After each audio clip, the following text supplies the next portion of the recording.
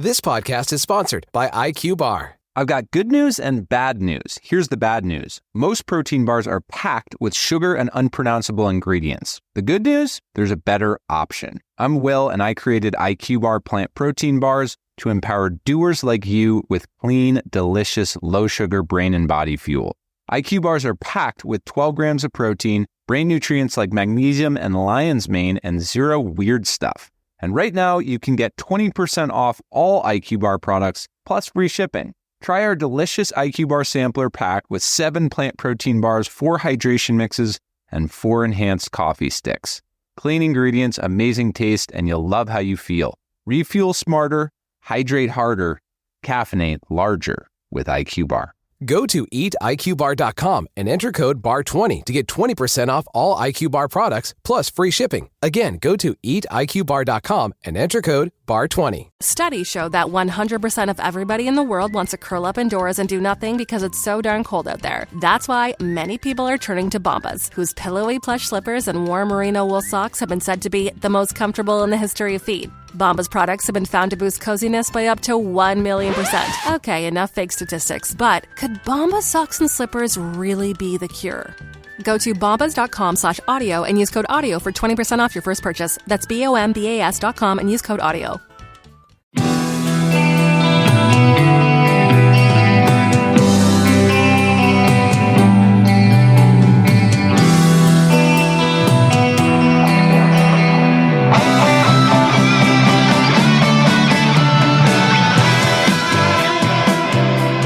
Welcome to Tumble Talk, a No Facts, All Feelings wrestling podcast on the Social Suplex Network. I'm Allie.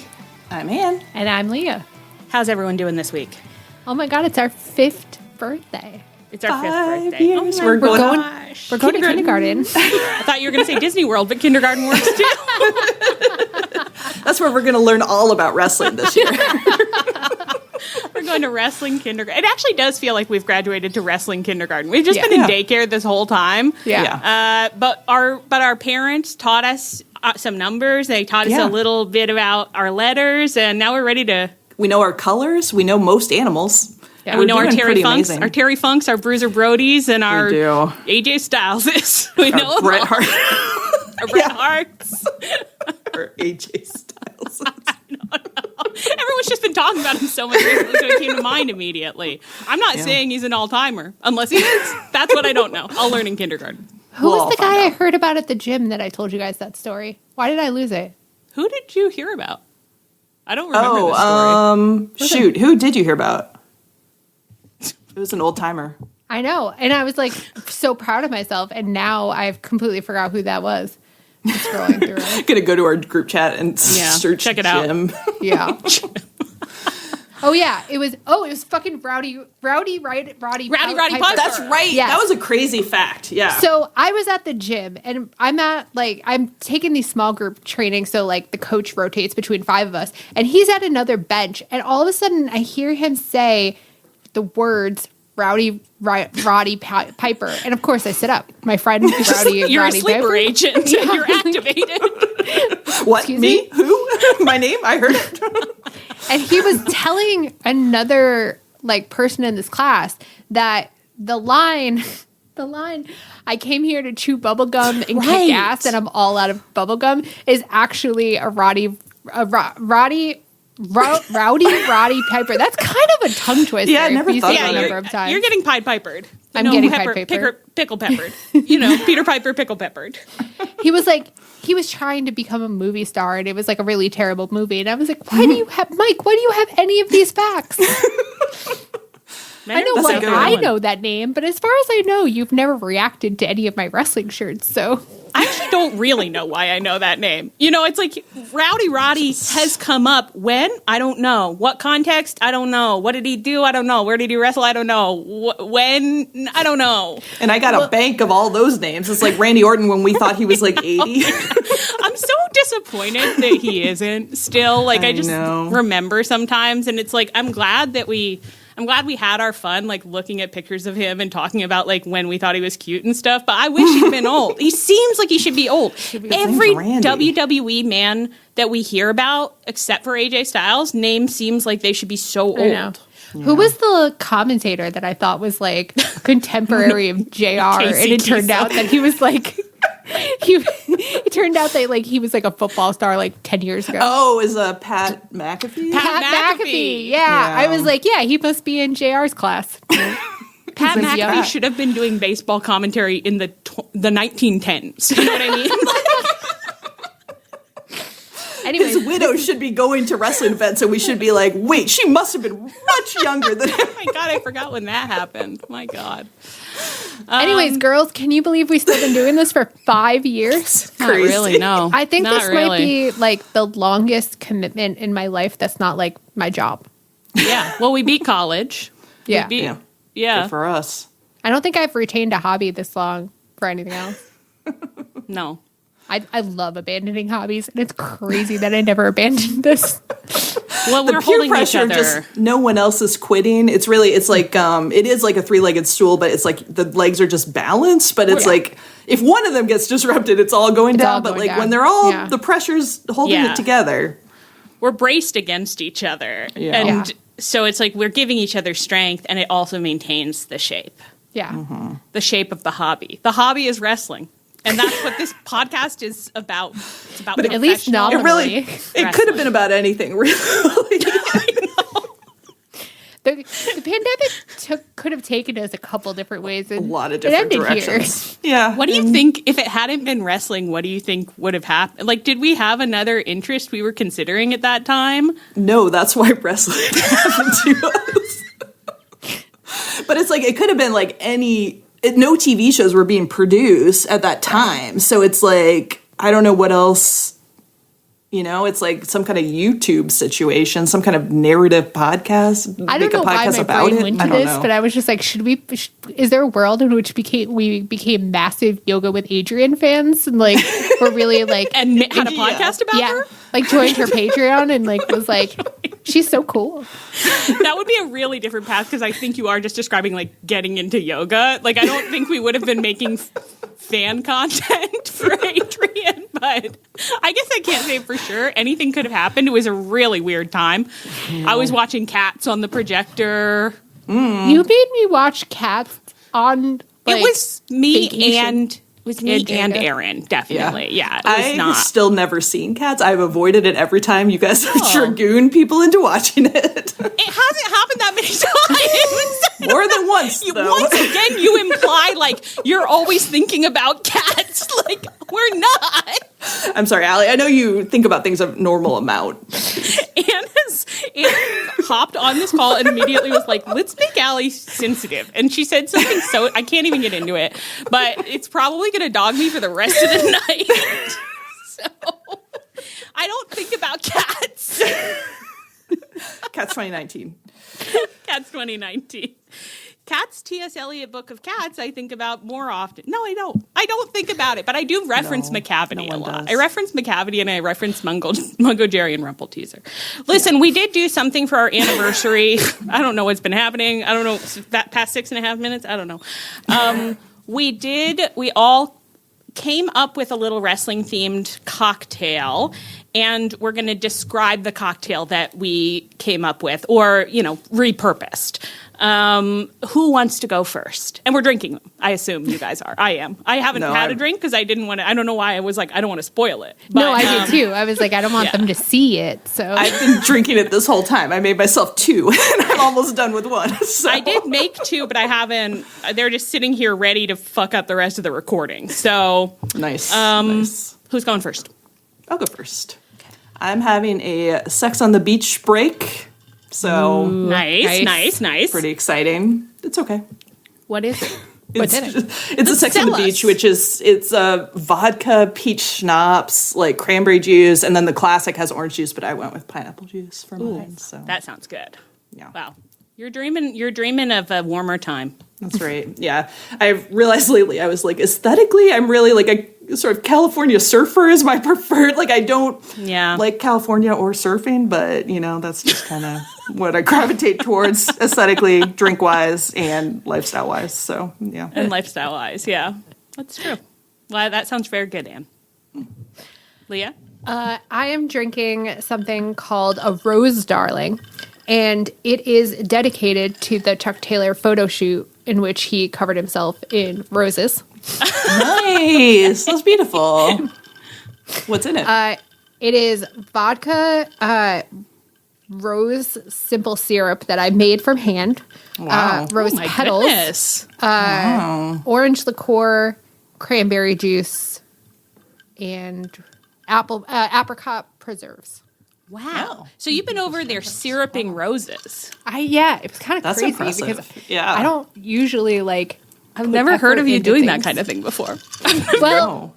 part of it was that I didn't really start thinking about what I was supposed to do until this afternoon, and so then I was trying to find. I actually went to 4 different stores to get all the ingredients. Rose petals are weirdly difficult to food grade. Rose petals are pretty difficult to find. I'm actually not finding that, that very weird. I immediately am like, I wouldn't know where to. Even if I can't get them at the co-op, I don't know where I would go. You need an Asian grocery store. Okay. All right. I guess. Nice. Well, good work. Thank you. I spent a fair amount of time going through the AEW roster looking for names that might be punnable, I started there, and then I went to that. Remember that person who made that really good Orange Cassidy mule our last birthday we celebrated with alcohol, and I went to her blog, and then I was just reading all of the cocktails she's made, and she made this one. She didn't obviously name it after anybody, but I was like, I can make this work because I just want to drink it. So Yeah, because I just want to drink it. I know that was the thing. It's I need a pun and a cocktail that is kind of appealing to me. Yeah. There was a couple that I was there was one that was called Mother of All or something that I was I could make a Tony Storm joke on this sure. or Mother. I forget what it was, but then I read it and I was I don't want to drink that. So Yeah. Well, mine is it's a Jack Berry, and it's a what was the cocktail that I found? I just renamed it. It's like a raspberry bourbon sour. So I've never done this before, but you know how when they make those fancy cocktails, they put egg whites in? Yeah. This has egg whites in it. It's all shaken up with egg whites Oh, on the foam. So it's bourbon, some raspberries, egg whites, lime juice, and it called for simple syrup, and I only had brown sugar cardamom simple syrup. So that's what's in there. Wow. And it's Nice. really good.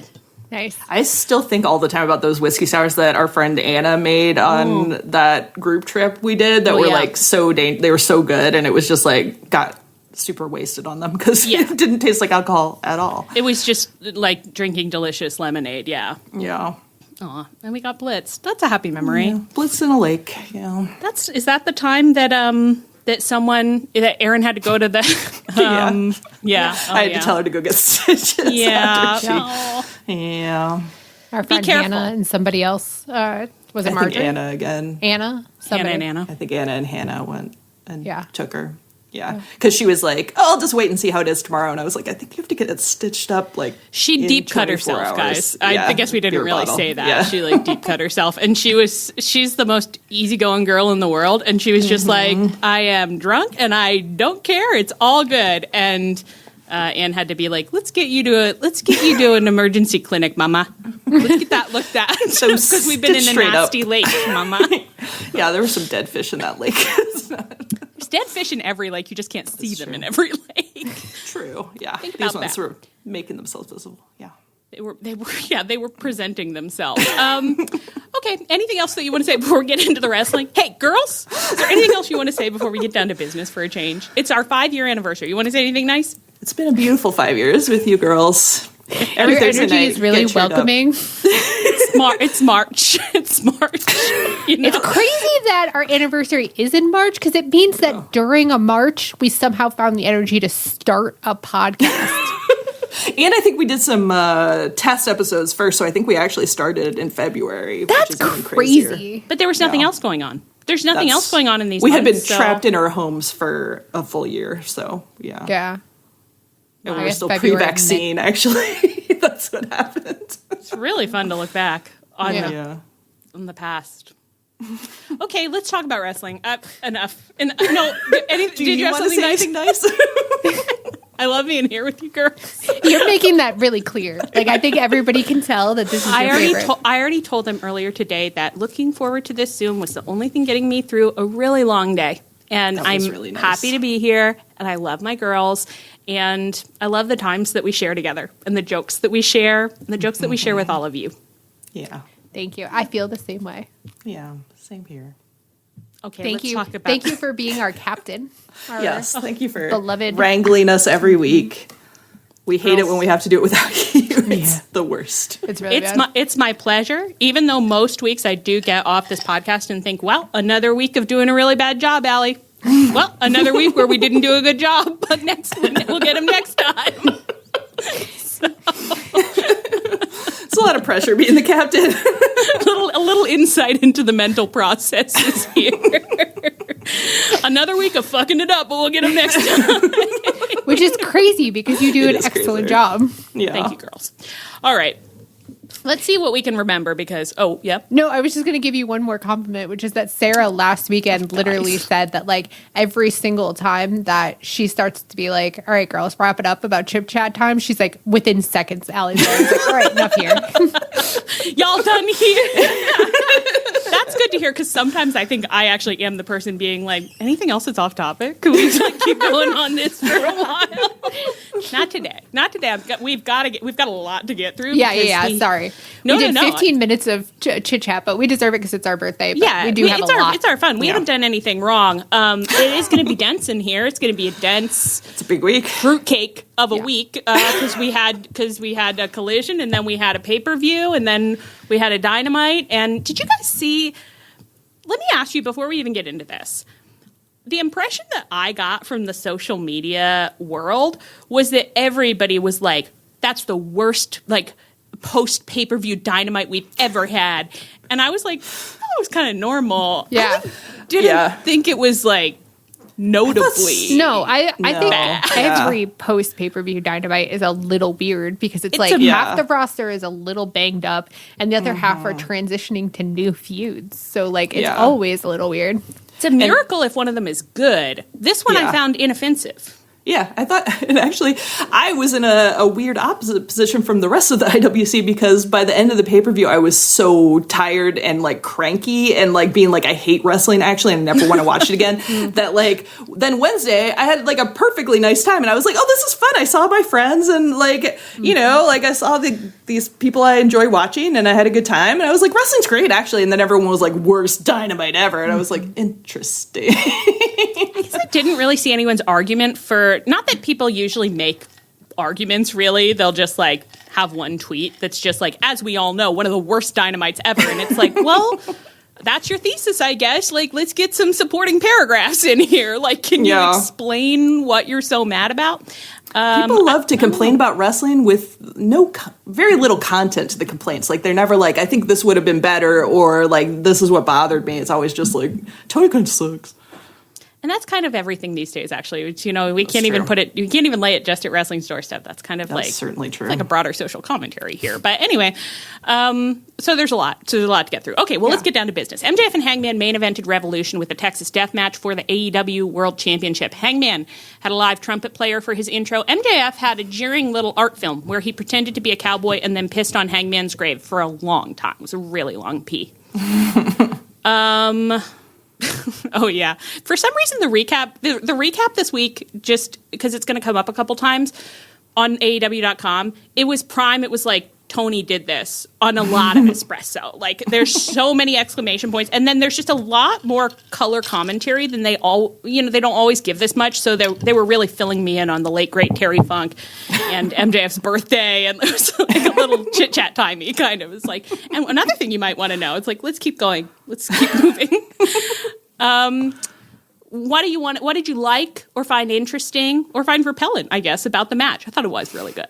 So we didn't really actually talk about, like, the debrief about this decision afterwards, but the three of us and other friends watched the first 2 episodes of Masters of Air before the pay-per-view, and we thought that was going to, like, get us in a good mood and, like, get us excited. I think it was a really stupid mistake in retrospect, because I think that, or at least what it did for me, is it put me into a narrative mood. Oh. And pay-per-views simply, like, they don't have segments. They don't have promos. They don't have, like, they're just wrestling matches. And I think, like, the combination of that plus them opening with the only match I was, like, amped about, that was it made hard the whole pay-per-view a slog to get to, even though there was nothing, like, they didn't do anything wrong except maybe I would have rearranged some matches in different orders, but, like, none of the matches were bad. For some reason, I was not in the mood and, like, everything was a nightmare. And by the time that MJF and Hangman started at midnight, I was in this place where I was like, these men are the obstacles of my happiness. These men are doing violence to me. Yeah. And, like, my eyes were technically open the whole time. I was looking at the screen the whole time. But, like, when you put in the schedule today, Hangman got a live trumpet player for his intro. That was news to me before I rewatched it, which was a little troubling, I'll tell you. It was, I am luckily an hour behind you guys. So it was still bad because we'd had a blizzard all day and I was blizzard fugued, which meant I was having, like, some kind of full existential breakdown. Like, it was an unwell mental situation, but I was a little more awake than you guys. Watching you guys watch it was like, it was like watching my sweet beloved zombies drag themselves towards the horizon. Like, I was like, I can't do this. I can't do this. I was like, the next day I was like, I've learned my lesson. Like, next time when you're feeling like that, like, just turn it off at 11 and go to bed and then watch the last 2 hours, I guess, is now where we are with the timing, like, the next day, because it was just not serving me. I stayed up for it, but actually I got nothing out of it. I know people say all the time, you could turn it off. Well, I don't like being spoiled, and I like hanging out with my friends, so I tried to sit through it. I retained fucking nothing. Absolutely. And then the next morning, I watched... Your notes were so sweet from your rewatch, though. Yeah. I rewatched it, and I was like, guys, this was a great match. Are we talking about this? It was really great. Experienced none of that Sunday. It was? Yeah, go ahead. It was... Sorry, I lost my train of thought somehow. Go ahead with what you were going to say. Well, I was just going to say it was a really good match. It was at the end of a long night. It's hard to appreciate anything except your own bed and your own thoughts you have to be alone with. But it was a really good match. And it was the number of props that we brought into this thing was almost unfathomable. Well, I mean, when I was going through racking them up, like, we did it. We did it all. I think I'm a little less high on it than you guys. I rewatched it tonight, so, like, I did watch it when I was in a better state of mind, I think. I think the match with, like, for me, it was, like, good, not great is where I ended up with it, which is just, I don't know, probably personal taste maybe. But, like, I felt like they did a lot of, like, calling back to previous death matches, which they were doing really deliberately and, like, for reasons, you know, like, Hangman was, like, his whole story was, like, being overconfident, and MJF, like, he went and got the syringe and was yelling at Danielson, like, they loved it when he did this, so, you know, there was a certain amount of, like, MJF trying to, like, get the crowd's love by, like, imitating Hangman and stuff, but I think I find MJF, like, derivative so often, or sort of, like, ripping people off so often, that, like, it landed worse for me than it would have if it had been someone else, which is, like, a little bit unfair, but it's also, like, but he's earned it, so, like, it is a little fair.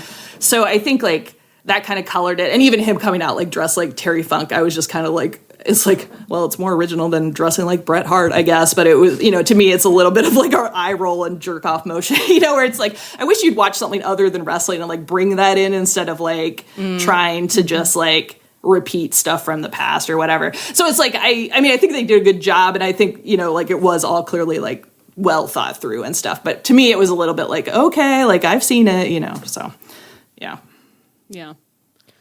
I was really happy about him wearing that Terry Funk costume, not because I would have known it was a Terry Funk costume, but I didn't have to look at his dick all night, and that is something. That's true. Oh, yeah, I guess I never noticed it. I guess I didn't think about his dick for the whole match. It was demurely covered by pants. So. Demurely covered by pants. Well, I largely enjoyed it again. So I would say Hangman pretty much dominated the match. This is like about the time there was the second or third kind of, like, dominant false finish. I was just like, we're moving in a different direction. Yeah, when I saw the entrance, for some reason, the little art film studio, like, thing, I was like, oh, Hangman's gonna win, because, like, Why would they geek him out in the geek him out? Okay. Oh, Leah. Oh, why would they We are in kindergarten. All grown up. Why would they do that if MJF's going to win? But then as I was watching the match, I was like, oh, like Hangman's getting so many early power spots and like so like looking so big and like strong. And I was like, he's gonna get it. Yeah, he's gonna get it. And he did get it. So Hangman did a thing. I think you can debate whether this was smart, although it was good TV.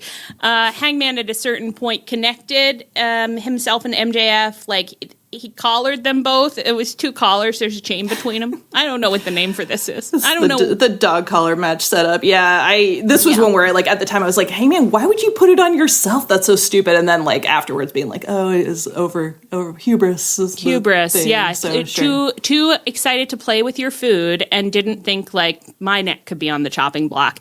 And it was. MJF, like, I think somehow deployed the Dynamite Diamond ring in his ultimate maneuvering of Hangman into a hanging position. I don't know how. It was a little unclear to me if it was like Hangman was like gesturing for the crowd and like getting the crowd revved up and distracted, and then MJF like punched him, possibly with the ring, unclear, and then hung him. So the same way that Swerve hung Hangman. Same way that Swerve hung Hangman. These chains are really working overtime in the company right now. So Hangman lost. He, according to the stipulation, can never challenge for the world title ever again.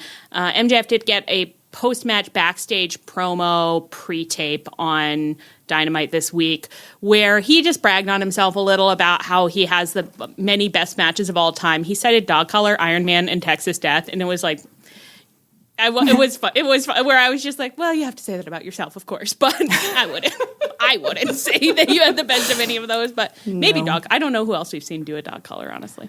I know people get high on the Danielson Ricky Saints strap match, but I guess that's that was a the strap Iron match. That Man. wasn't even that was a strap match. Wow, with Ricky Starks. Not Dog Collar though. Anyway, Anything could have happened anytime. And he said his title reign is the best of all time, and he wished himself a happy birthday and said he was going to Disney World just like Anne. He said, Anne really inspired me, and I'm going to go to Disney World. You want to hear my Disney hot take? Yeah. Walt Disney has perpetuated a scam on the people of America. Oh, yeah, you said something that shocked me about Disney World. It was crazy, yeah, and it was partly like I was there after dark by myself because my brother and sister-in-law had been taken from me.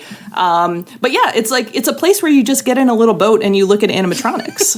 And that's what it is. And I understand that it's for children, but I knew that there were some of those, but you have really opened my eyes. You're like, that's most of it. It's mostly little boats. It's a pretty high percent. You're like, okay, Jungle Cruise, like Pirates of the Caribbean, It's a Small World, Haunted Mansion. It's not a boat, but it's essentially a little cart in which you look at animatronics. Are there like really scary roller coasters? There are a couple. I got to them at the end of the night when I had like been snacking and my stomach situation. I was like, maybe I won't go on Tron. Maybe I'll go back to the hotel. So I didn't. There are like 2, well, maybe 3 big roller coasters, but yeah. She's a Disney girl now. She knows. Well, I guess she's a Disney hater, really. But I'm a Disney skeptic. I'm like, Disney wow. Skeptic. I'm glad that this didn't mark your hard turn into a Disney adult because that would have been surprising. Yeah, it's very difficult. But it's like you never know where life will take you. Like I have a wrestling podcast, so Girl, ain't that true? Hey, I have a friend who legitimately has a Disney podcast and has been running for years and years. Wow. I can put you in touch if you'd like. Wow. How have I never heard about this? Yeah. Unless I have. My friend Kevin. Kevin. Weirdly has actually kind of a lot of listeners. I'd love to know their takes on the animatronics. So, yeah. I could easily get that for you. Okay. Well, enough of that. Anything you guys want to say about kind of implications for Hangman's character, MJF's reign up till now and ongoing? What are your big picture thoughts? I don't know. Listen, I think the IWC seems pretty sure that he's going to break the stip and that it's going to be really bad. It might be. Who knows? But it hasn't happened yet. And I have really bad. Like it'll be a bad story. If he breaks the stip, it'll be bad for the company because then no one will take stips seriously. Which you shouldn't take stips seriously, guys. It's like this is like in a TV show. Like a stipulation is just like something that happens in a TV show that like in real life would kill you, but like in a TV show, you know it won't. You know, that's my feeling about it. Is I'm like stips are made to be broken. Anything they tell you like this could never happen on a TV show, like probably will happen. It probably will happen. And I do feel like they don't do stips very often. It's like this is only the second time, and they didn't break it with Cody. So it's like, I mean, I guess I think everyone's just WWE traumatized or whatever. Yeah. But it's like as long as they don't overdo it. I don't know. Sure. I'm withholding judgment until I see it because I have a hard time believing that Hangman would sign on for it if there wasn't a plan and he didn't like the plan. Like, I mean, I know he gets booked in ways he doesn't really like, but I think he has enough creative control that he wouldn't do this if he didn't believe in it. And so I'm just sort of like, I can't get upset about it yet. Like, I know people are, but I have to see how it plays out, which apparently it's not, we're not going to find that out for months and months and months. So word on the dirt sheet streets is that Hangman's going to be off TV indefinitely for a while, just having some time off, and good for him. And I actually kind of felt like, well, like having to work with the stip might be more interesting than Hangman just being like champ again anyway. So I was like, well, like after he won, it was like a deflating ending to the pay-per-view. I mean, well, actually it was very exciting because I could go to sleep, but it was like, I was like, well, when I was thinking he was going to win, it was kind of like, oh, and then he'll just win and that'll be the end of that, you know, where it's like now it's like, he's going to be, you know, doing something interesting with his character probably. And, you know, maybe it'll be better for the company overall. But it's like, I'm interested to see where they go. Call me a brave, bold, visionary voice, but I think it's fine, honestly. I think it's... I like when, you know, you end the season and it's like, how are they going to wriggle out of this one? Like, I don't know. That's what TV's for. They got to wriggle out of it. They got to wriggle out of it. It's not actual sports. Sometimes on narrative TV, they don't even like do a good wriggle. They're just like, well, that didn't, you know, like it missed. Yeah, you're like, okay. I would prefer if they did a good wriggle because I like that. I want the puzzle process of like, how can we make this, you know? But yeah, it's like, I don't know. To me, it's like the IWC or like people who have only ever watched low budget soap operas who are like, this is the only way it can ever be done. So therefore, if you do this way, it will automatically be bad because every time I've seen it before, it's bad. And it's like, okay, well, I don't have that history. I don't have that trauma. I'm willing to see what they do. And what was the thing that we ended up deciding it was bad? What was it? Something contract. Oh, the thing where they get cash in. Yeah. Although honestly, like I ended up loving the cash in because Christian did it in the funniest possible way. So I was like, but well, there was MJF something else we didn't. Yeah, MJF then did it, and we didn't like it. I think. Yeah, but that could be wrong. Maybe you loved it, Dan. Maybe I loved it. I don't remember. Yeah, I did. I loved. We liked Christians. That was funny. We thought Christians was the funniest thing that's ever been done before. But that's what I mean. But like that's the thing where it's like, if it's bad, I'll hate it. But if it's good, I won't. So I might as well just wait and see what happens. Second verse, same as the first on this podcast. If it's good, it's good. If it's bad, it's bad. We'll find out. We will find out. And at the end of the day, he's a good boy. Am I right? Oh, my God. The fact that the crowd literally chanted that at him is so funny.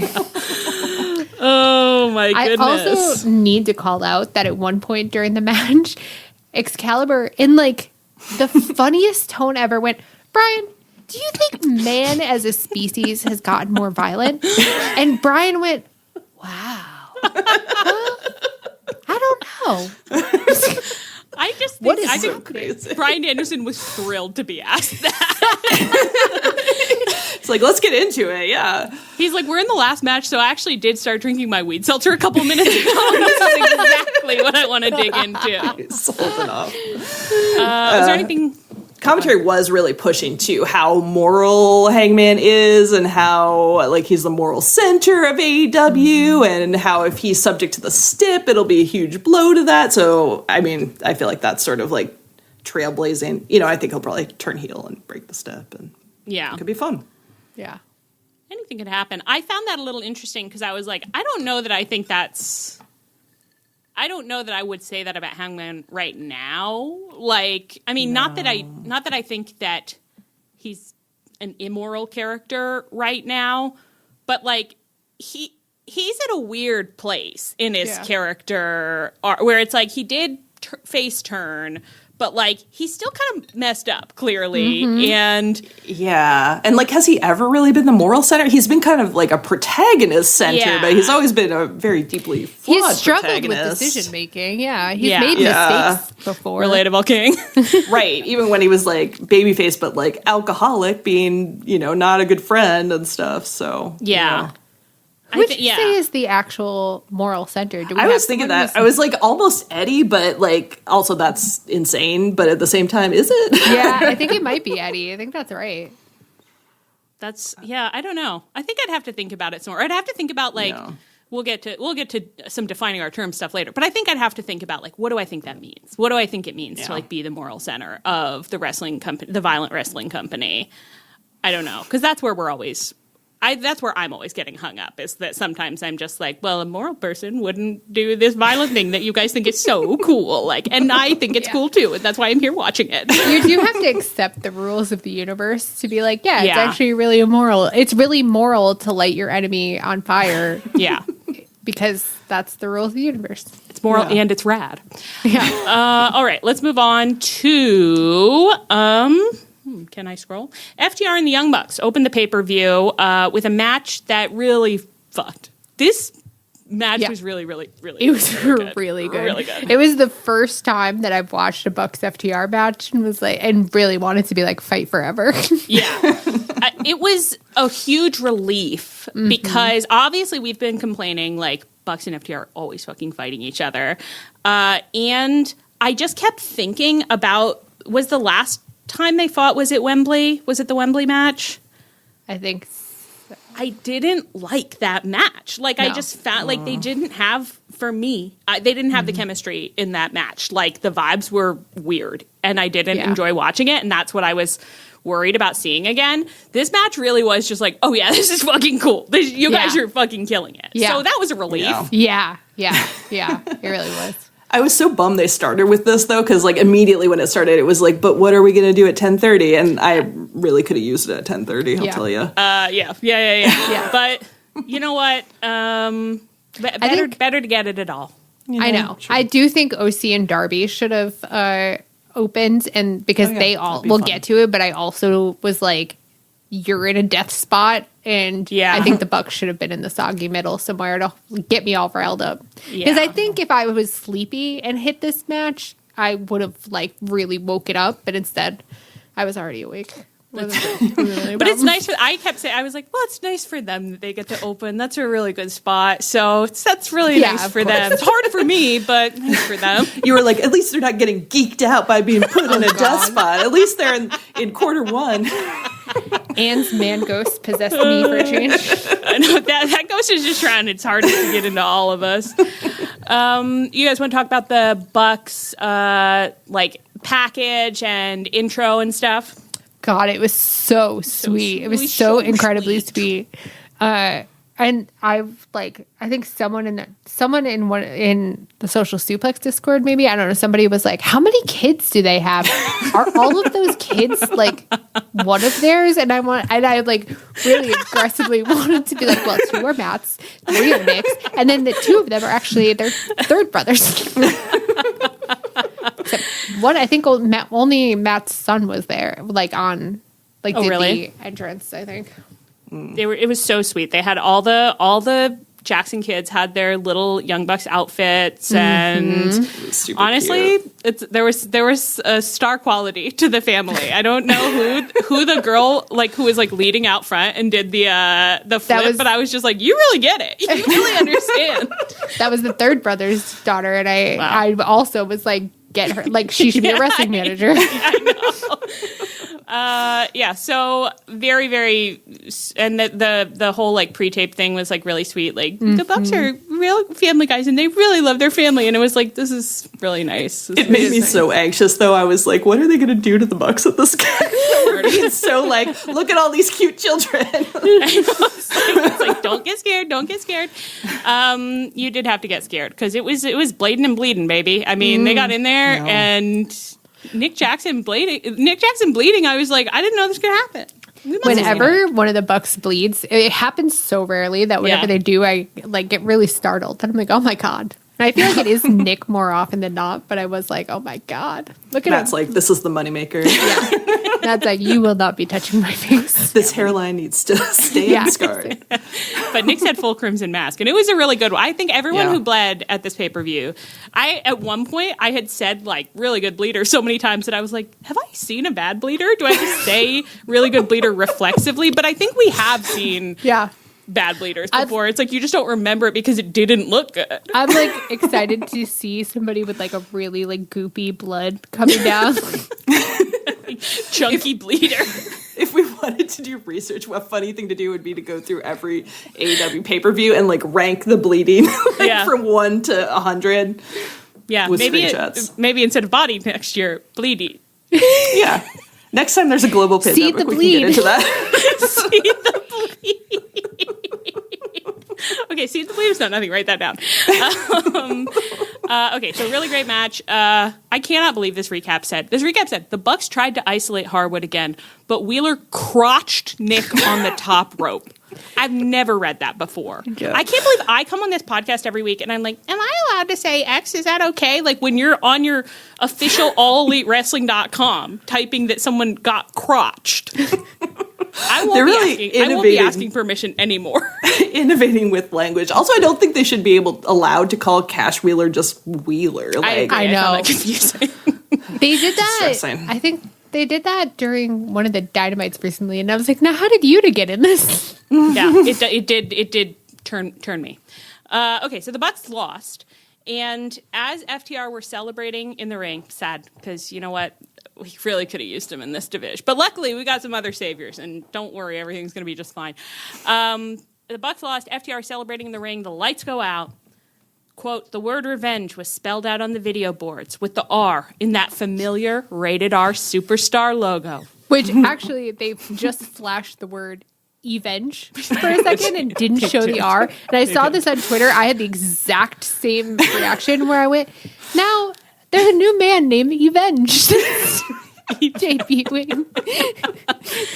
And the thing is, it's like, we can laugh at it, but in a universe just one step to the left of this one, it is a WWE wrestler named Evenge. And when we act like that's funny, everyone's just like, he's incredible.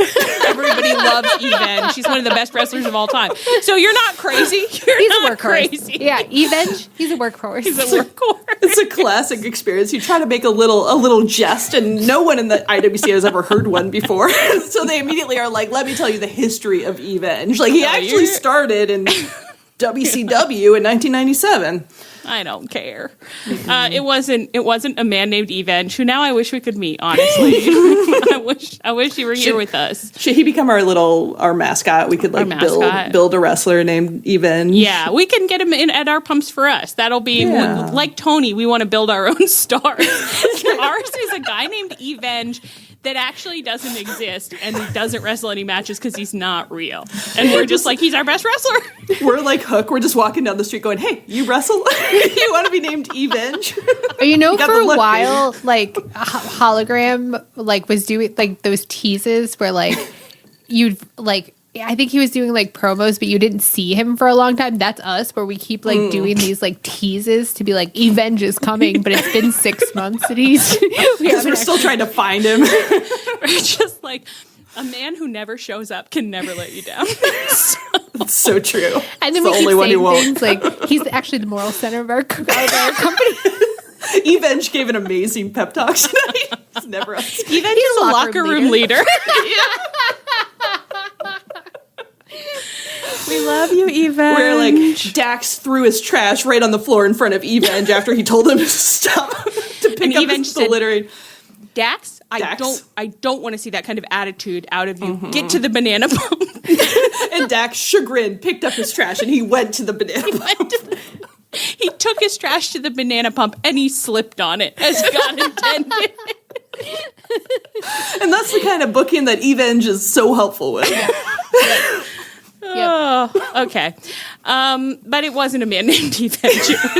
It was Chris and Christian back at it again. So Adam Copeland comes out. And then Christian's music hits, and you're like, where's Christian? And Christian was actually sneaking into the ring behind FTR, and so then he's beating up FTR, and Copeland comes in, and he's beating up FTR, and they beat up FTR together. And then they take out Stokely, too, and then they're standing in the ring, and they still have the belts there, and they're holding the belts suggestively, as if to say, like, we're a tag team. Do you think should we have these belts? What do you guys think? Hey, at crowd, what do you think? Should we have these belts? And,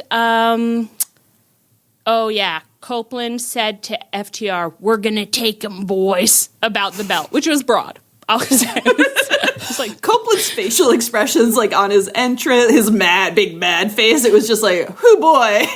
Was he wearing the hat for this, or was that just on Dynamite? When have I seen, like, that hat was so silly. I don't remember. I was so distracted by him, like, making his mouth do back and forth things. I think the hat was Dynamite. Okay. Well, I don't know what he was doing I don't know what he was wearing on this show. I do want to briefly touch on, obviously, Christian is often wearing his blazer and his little turtleneck. So that's, like, really normal. But for some reason, after not seeing him for so long, and then I thought he was just seeming kind of slight to me. Like, he just had, like, a little look to him. And when he slid into the ring in that outfit, I just got, like, I couldn't process it, really. Like, I was just like, that man is an 18th century Brit Lit professor. Like, he can't do that in this outfit. He can't do that in this outfit. And then he's standing there next to Copeland. It was just like it's not an objection to any of it. I kind of liked that. I was like, I'm on another planet right now. I don't know what is happening. It's literally so funny that Christian has this whole, like, comedy outfit that he's been doing for so long, and then Cope is just, like, wearing a wrestling t-shirt and jeans. It's just like, why can't you be more like your boyfriend? You know what? Opposites attract, Dan. And I guess. In what ways are they opposites? I don't totally know. Like, definitely the clothing thing. I think some other stuff. I don't have a good enough sense of Cope's personality, really, maybe, to truly understand the dissonance at their center. But so then the Bucks came back to the ring, and then they were standing there too. I think this all happened. Yeah, Cage and Copeland laid down the AEW World Tag Team titles, but most importantly, they are both back in AEW. Again, I imagined this whole recap being written by Tony Khan. And it's more than ever there, where I was just like, that's Tony. Tony's like, and I don't have to call them anymore. And I don't have to call them and get that kissing voicemail anymore, which was really driving me crazy. And then I would think that I think they were there for real. And I tried to talk to them. I just hear those kissing noises. And then they say, like, come back later after we fuck. Like, and I didn't like when I got that voicemail, or scared me. And I don't have to get that anymore because they are back, thank God. They're back. Yeah, they're back. They're back under my control. I don't have to do that anymore. When I see them wet kissing, I say, not under my roof. No kissing at work. No kissing at work. You do that on your own time. But not when I'm calling. When I'm calling, you're at work. When I call, you're at work. Whatever you see or hear, Tony Khan. You're at work. When the Bucks came back into the ring, they picked up the belts at the same time as Cope and Christian, and so then they were just, like, holding them and, like, having, like, a little tug of war, and then the Bucks dropped them first, and I was like, ooh, you little pin pigs, you're gonna love losing to Cope and Christian. This was, like, so funny too. They disgust me. They can't even win a tug of war. Like, they love losing. It was so funny too, because then Cope cuts this promo, like, on the Young Bucks, but he is saying, you guys are really good. Like, you should, or no, sorry, that's on Dynamite. I'm cutting ahead. Cutting ahead. Well, we'll get there. Sorry. Oh, no. Now, do I have to do this JB thing? I guess I do. Okay, we'll get there in a minute. Okay, so Jack Perry won the 21-man Blackjack Battle Royale and its prize, which is the AEW National title, which we all knew existed, and we all always remember exists. We all always know that exists. And we understand what it's for and what kind of people are in the running for it. Yeah. I didn't realize it was red. It was actually kind of cute. Did you guys see it? Like, JB was, like, waving around, and I was like, that's a cute belt. I love it. I've never heard you say that about a belt before. I know. I'm a little interesting. Disturbed, honestly. I just thought it was cute. 5 years in, suddenly she's belt sexual. Wow. Yeah. Life comes at you fast. I will try to look at it next time I see it. I tune belts out so extremely that I don't even really notice when they change colors, like Pinky and Sylvie. I don't really notice that. But imagine if I get belt horny, but it's for the national belt. And I like just periodically, I'm like, we haven't seen a national belt challenge in a while. Can we see that? You said that, like, wouldn't that be crazy? But I'm like, that would be on brand for you and for all of us. To be like the weirdest little fake belt. That's the one I like. Should we make it our bit that, like, the national belt is the only one we care about, and that's kind of the top belt and we in keep, AEW? we keep being like, yeah, that's the main belt. Yeah, that's the big prize. Of course, Jack Perry World Championship. Who's going for the national? Yeah, I think he's actually the number one contender. No, not for the world title, for the national. The national. The title that matters. The natty. The natty bell. Okay, Wow. that's fun. Mm-hmm. Okay. Natty Light. Natty Light. Natty Bow. Okay. JB won it. Very sweet. Very sweet. And then on Dynamite, we got a JB and Luchasaurus art film, which was about, they've revamped that nasty scapegoat bus into a family-friendly fun bus for so boys. cute. It looked like the Partridge Family should be on it. This whole segment looked like the titles for like a TGIF sitcom, like for tweens. You know, I loved it. Yep. I loved every second of it. It was wholesome. It was wholesome content. Yeah. JB has looked so cheery too, like in this, and then when he was on the show, I was like, someone's in a good mood. Winning that natty belt. Well, he won the top belt, I guess. So, he won the top belt. That's why. And he had some really sweet braids in. He's looking so good. And he was driving around in the belt with his friend Luchasaurus, and they met up with the Young Bucks, and they all were like, the Young Bucks were like, yeah, we lost at Revolution. What a bummer. But let's just move on. Let's onwards and upwards, and let's have a little match. The three of us, against Rocky Romero, Trent Beretta, and the AEW International Champion, Kazuchika Okada. And then this was the one where JB did his little squirrel bit. That was so crazy. He's such a little weirdo. He's so weird. It's so sweet. So weird, yeah. I know. I loved it. Squirrels are so cute. So then the Dynamite main event was Jack Perry, Young Bucks versus Okada, Lil Greggy, and Rocky. Commentary really talking up Roppongi Vice now that I don't know if are they called RPG Vice, Roppongi Vice, whatever they're calling themselves now. Yeah, RPG. I think RPG, but whatever. Commentary I don't was respect like, it or them as a tag team. It was so fun. I don't know. It wasn't actually funny, but commentary was being like, and Trent Beretta's had quite a few injuries, this is a really dominating tag team. And I was like, Craig, let's stay safe this time because you're really getting talked up, buddy. I'm really glad for you. Obviously, it's not what I prefer. Like, I wish that you would take your husband back, but like, I guess you have Rocky. But let's really not get injured again this time, like ever again. Maybe you could do a little storyline. Maybe you could play out that OC storyline this time. Let's keep that I on safe. genuinely think Tony's like, it's cursed now. We can't go back there. Greg will get hurt again. Fair enough. Just put him in that DCF basement. Like, that could be his story. That's all we can get. Okay, so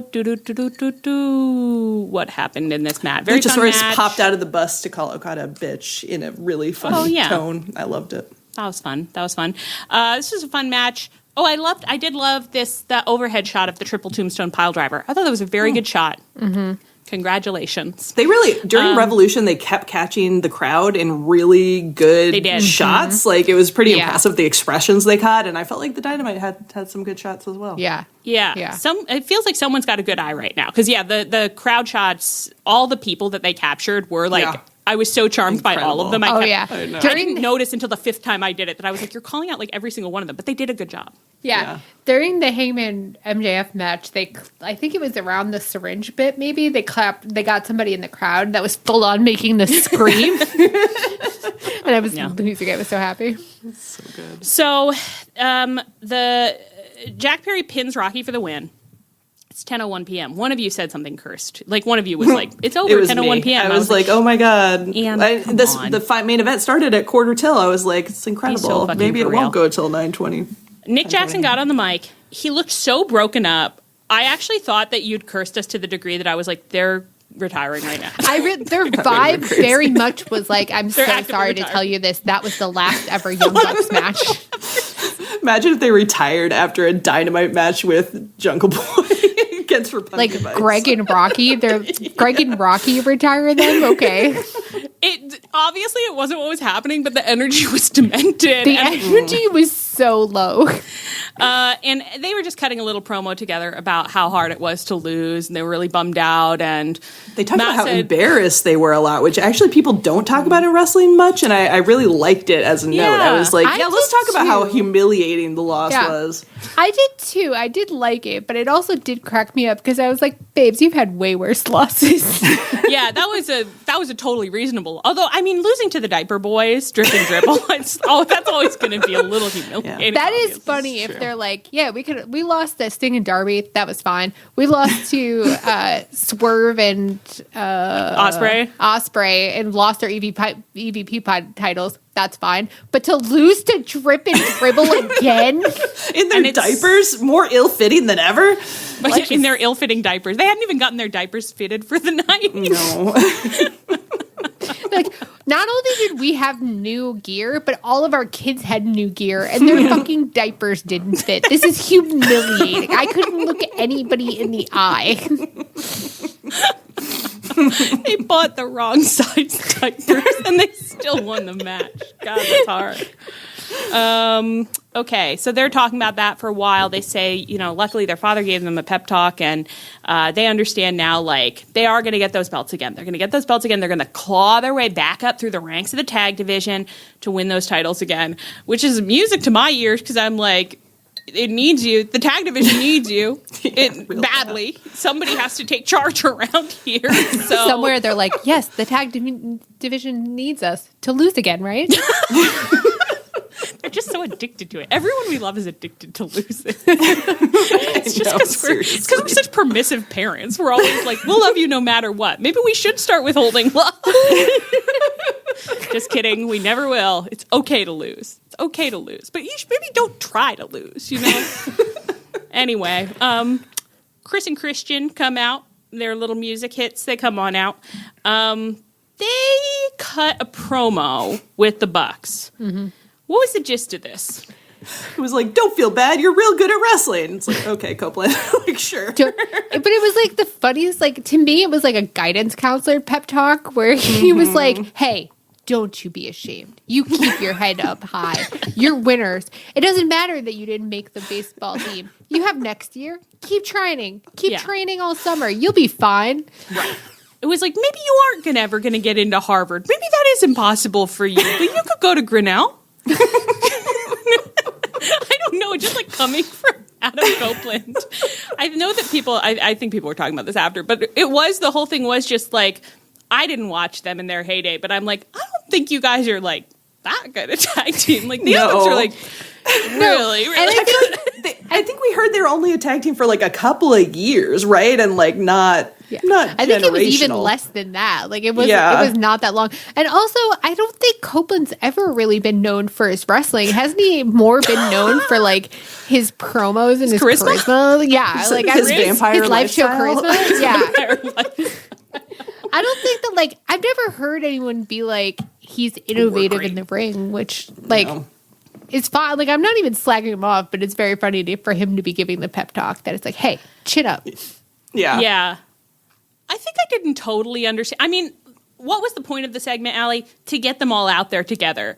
Because FTR ended up coming out because... But the funny thing is that Chris and Christian came out to talk to the Young Bucks. They gave them a pep talk, and then they said, we're going to challenge FTR for those belts. Like, why are you telling the Young Bucks that? Like, I know, it's like you didn't have to loop me in. You actually didn't have to loop me in on that one. No, it seems like that's between you and FTR.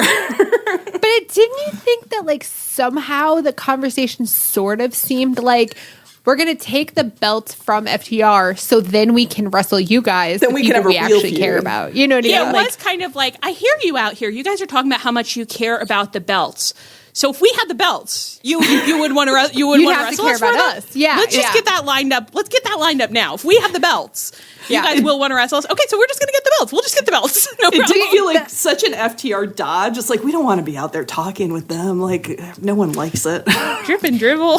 The segment definitely made me way more excited for Chris and Christian versus the Young Bucks match more than like anything that FTR. I mean, like, even if I wasn't already predisposed, but like, I'm pretty sure that like that was not their intention, but it is what happened. Yeah. And again, like, it's like, I only understand the intentions of this segment in the broadest of terms. I think they wanted all these men to be out there because all of these men and the belts are going to be embroiled for some period of time going forward. And how exactly? I don't know. I don't really know. Cope was like, FTR attacked my wife, and that's why I haven't been here for like 8 months or however long, which is like pretty funny in kayfabe. Yeah, it was. The Fresno crowd was really, really bad. Oh, shit. Yeah. I don't know. I mean, I don't know what it was like live, but everyone has been saying this, and it was true. Like, all night, you were just like, can we get a little reaction? Like, you guys play a role, too. Like, you showed up here to do a job. Do your job. The Beth Copeland one was really funny, because Adam Copeland really delivered it. Like, we're all going to cheer for Beth, and Fresno was like, we're barely cheering for you. We're barely cheering for people who are actually They were here. like, who? They were dead. They were dead all night, and then weirdly came alive to taunt Swerve. We'll get to that was too. But I'm like, Yeah. So this weird. is the one promo that you're awake for, and you're harassing him for what? I don't know. They got a very low score from me. Yeah, but it is funny that this whole segment ended with like FTR came out. There was like some light fighting, and then it's like again the Bucks and Cope and Christian both trying to pick up the AEW World Tag Team title. Like this is like a cucking. I think it is like a cucking thing. Like it's just like feels like it. FTR. Like I said this happened during Revolution, but I guess this happened during Dynamite. I would have believed if it happened twice, honestly, but It's it was because I similar rewatched it. in the previous one. It's like the similar thing in both, Yeah, where it's like yeah. you have two teams with these belts. Who's going to get them? The belts don't belong to either of these teams. There is a third team that the belts belong to. That third team has been driven away.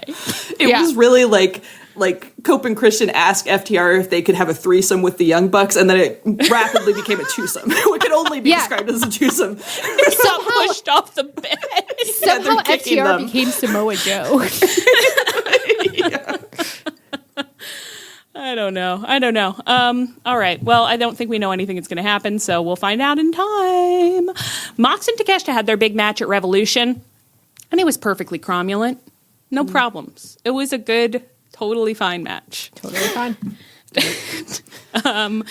What else happened? Everyone was on their feet, according to TK in the recap. Mox locked Takeshita up for the win, and afterwards, he offered Takeshita a manly handshake of respect. This, I think, is notable because it's a real face move. So hold that in your mind, okay? He offers him a handshake of respect. Takeshita is not feeling good about losing, obviously, because it's so fucking humiliating. So he goes to leave the ring, and then he pauses. This is really good. He's doing re-regulation. I'm really proud of him. He turns around. He goes back into the ring. He clasps Mox's hand. He shakes his hand. Oh, I'm proud of you. You're a sweet boy.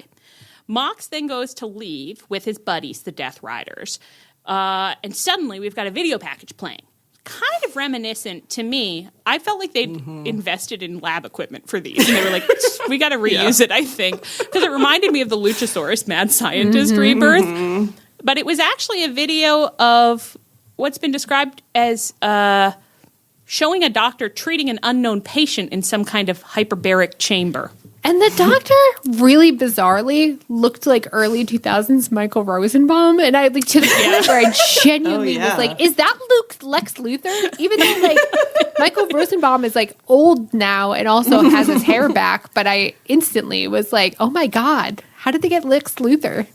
On some level, I would be very unsurprised if, like Wayne Brady in the 0 Hour, we just saw Michael Rosenbaum at a wrestling show. So that feels kind of right. It feels like they could get Michael Rosenbaum for this kind of video package. I'm sure you can get Michael Rosenbaum for anything these days. I actually don't know what he's been doing, and I'm so sorry. I don't know what he's been up to. Someone's going to be like, he's actually on a pretty popular Fox detective show that's been on for 6 years. And we're going to be like, CBS never show heard of it. called FBI or something. Yeah.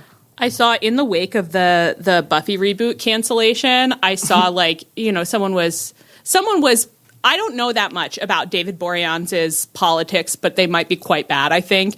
And so someone was kind of like commenting on that, or I don't know. Somehow someone responded and was just like, sounds like something an unemployed loser would say. And it was like, baby, that's the most employed of any of them. David Boreanaz? I don't know how he's doing it, but he's lucked into so many long-running shows that people are just like, we love that David Boreanaz is in it. Like, he is his politics may be bad, but his marketability is very high. It's wild too, because when you watch those like Buffy episodes, it's like he was a very bad actor. Like they discovered him while he was walking his dog or something, and it shows. You can tell it's just like that's a handsome man on the street who's never done this before, and he really improved. Like by Bones, he's doing better. By but Bones, like, he's doing pretty good. Yeah, you know, it helps that in Bones, like he's playing like the character is kind of like I am an idiot. Like in I mean, he's good at guns. You know what? We can't get into all that. Anyway. It really is like, of course his politics are bad. Look how white and good looking he is. Like, he's walking the path that society laid out for him. And he's never help questioned it. He's so He's stupid. never questioned it even once. It's just fun. It's just funny sometimes when you're like, there's so many things you could have said, but you really hit on the one thing you can't. The one thing that you simply can't. Anyway, what's happening here? Oh yeah, they do this video. I found this video straight. I was excited.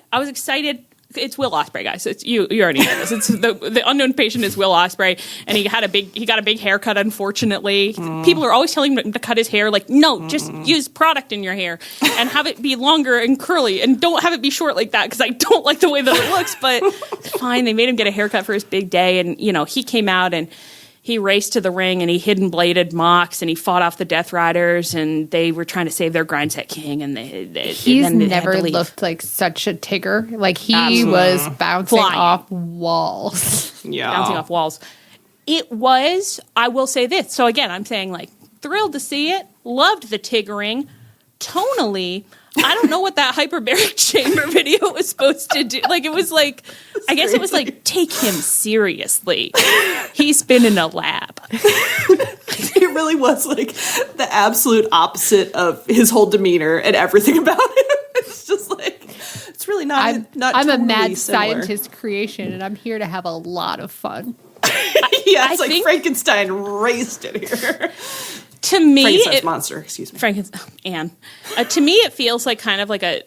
I don't even know how to put this, but it's like a slightly a problem with wrestling that it's like there's so many people who are just like they have to look really cool and tough, and it's like with Will Ospreay and everything he does, it's like Will Ospreay shouldn't be doing weird lab videos. Will Ospreay shouldn't be like trying to look mean. Like Will Ospreay should look like he's having the time of his fucking life, and he doesn't even notice how hard the things he's doing are, and that's what makes people mad at him. It's like you don't even notice that what you're doing, it would be impossible for most people, and he's like, no, I fucking don't. It's that's like they should just see. Be filming him at a trampoline park going insane. It's like that's the backstage from, I think like he's back. My dream return video for Will Ospreay. Have you ever seen those videos of cats reacting? Like they'll be dead ass asleep and then the automatic feeder goes off in some other part of the house.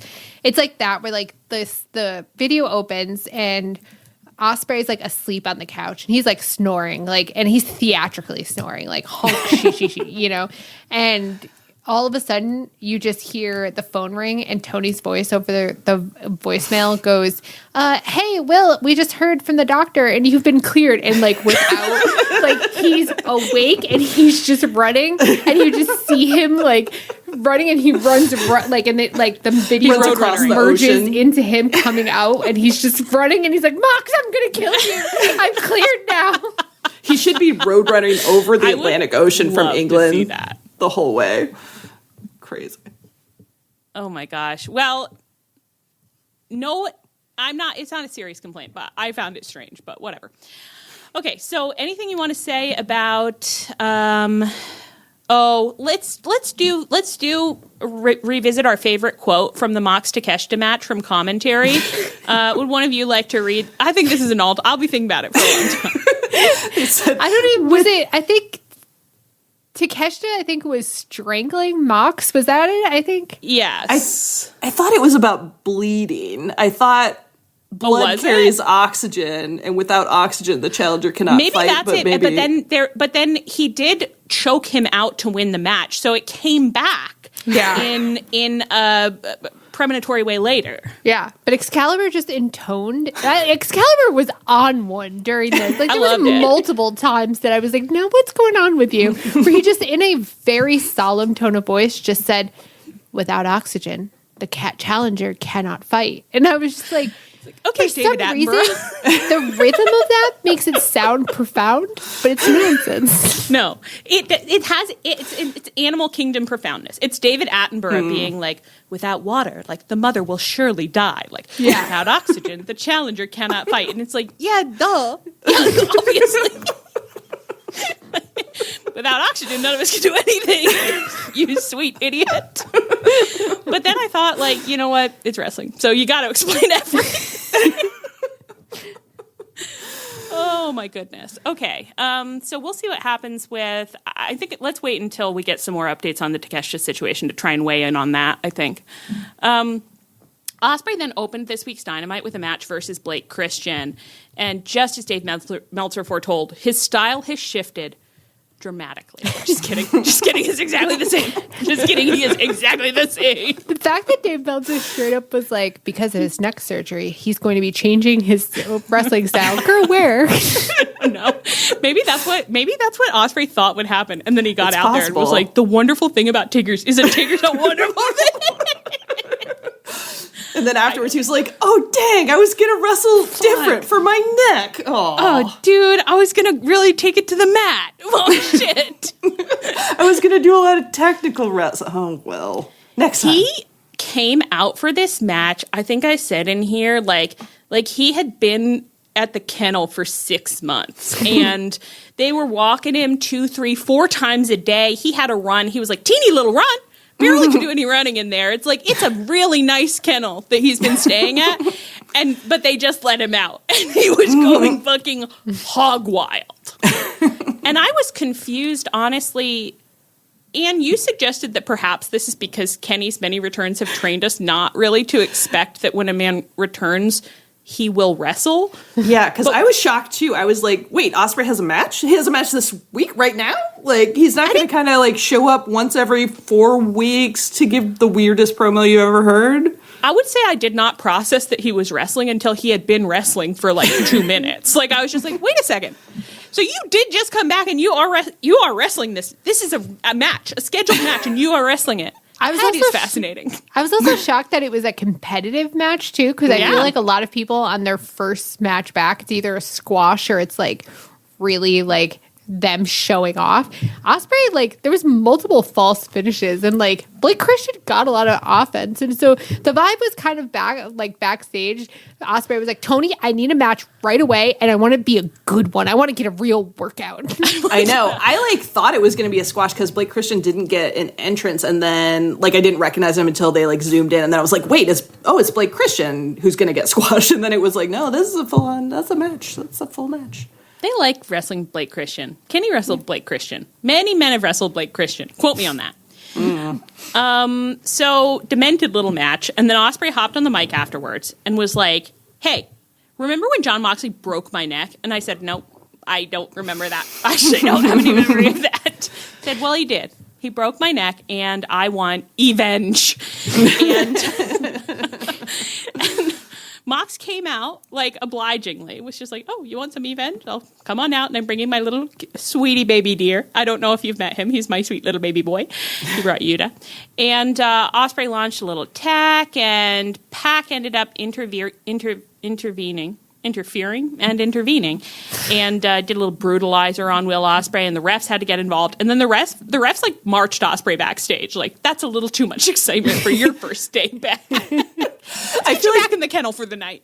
I think they like pulled them apart, and then Ospreay like got loose again and like went after Pac again, and then they had to pull him off like while the entrances were happening for the next match, which I really loved.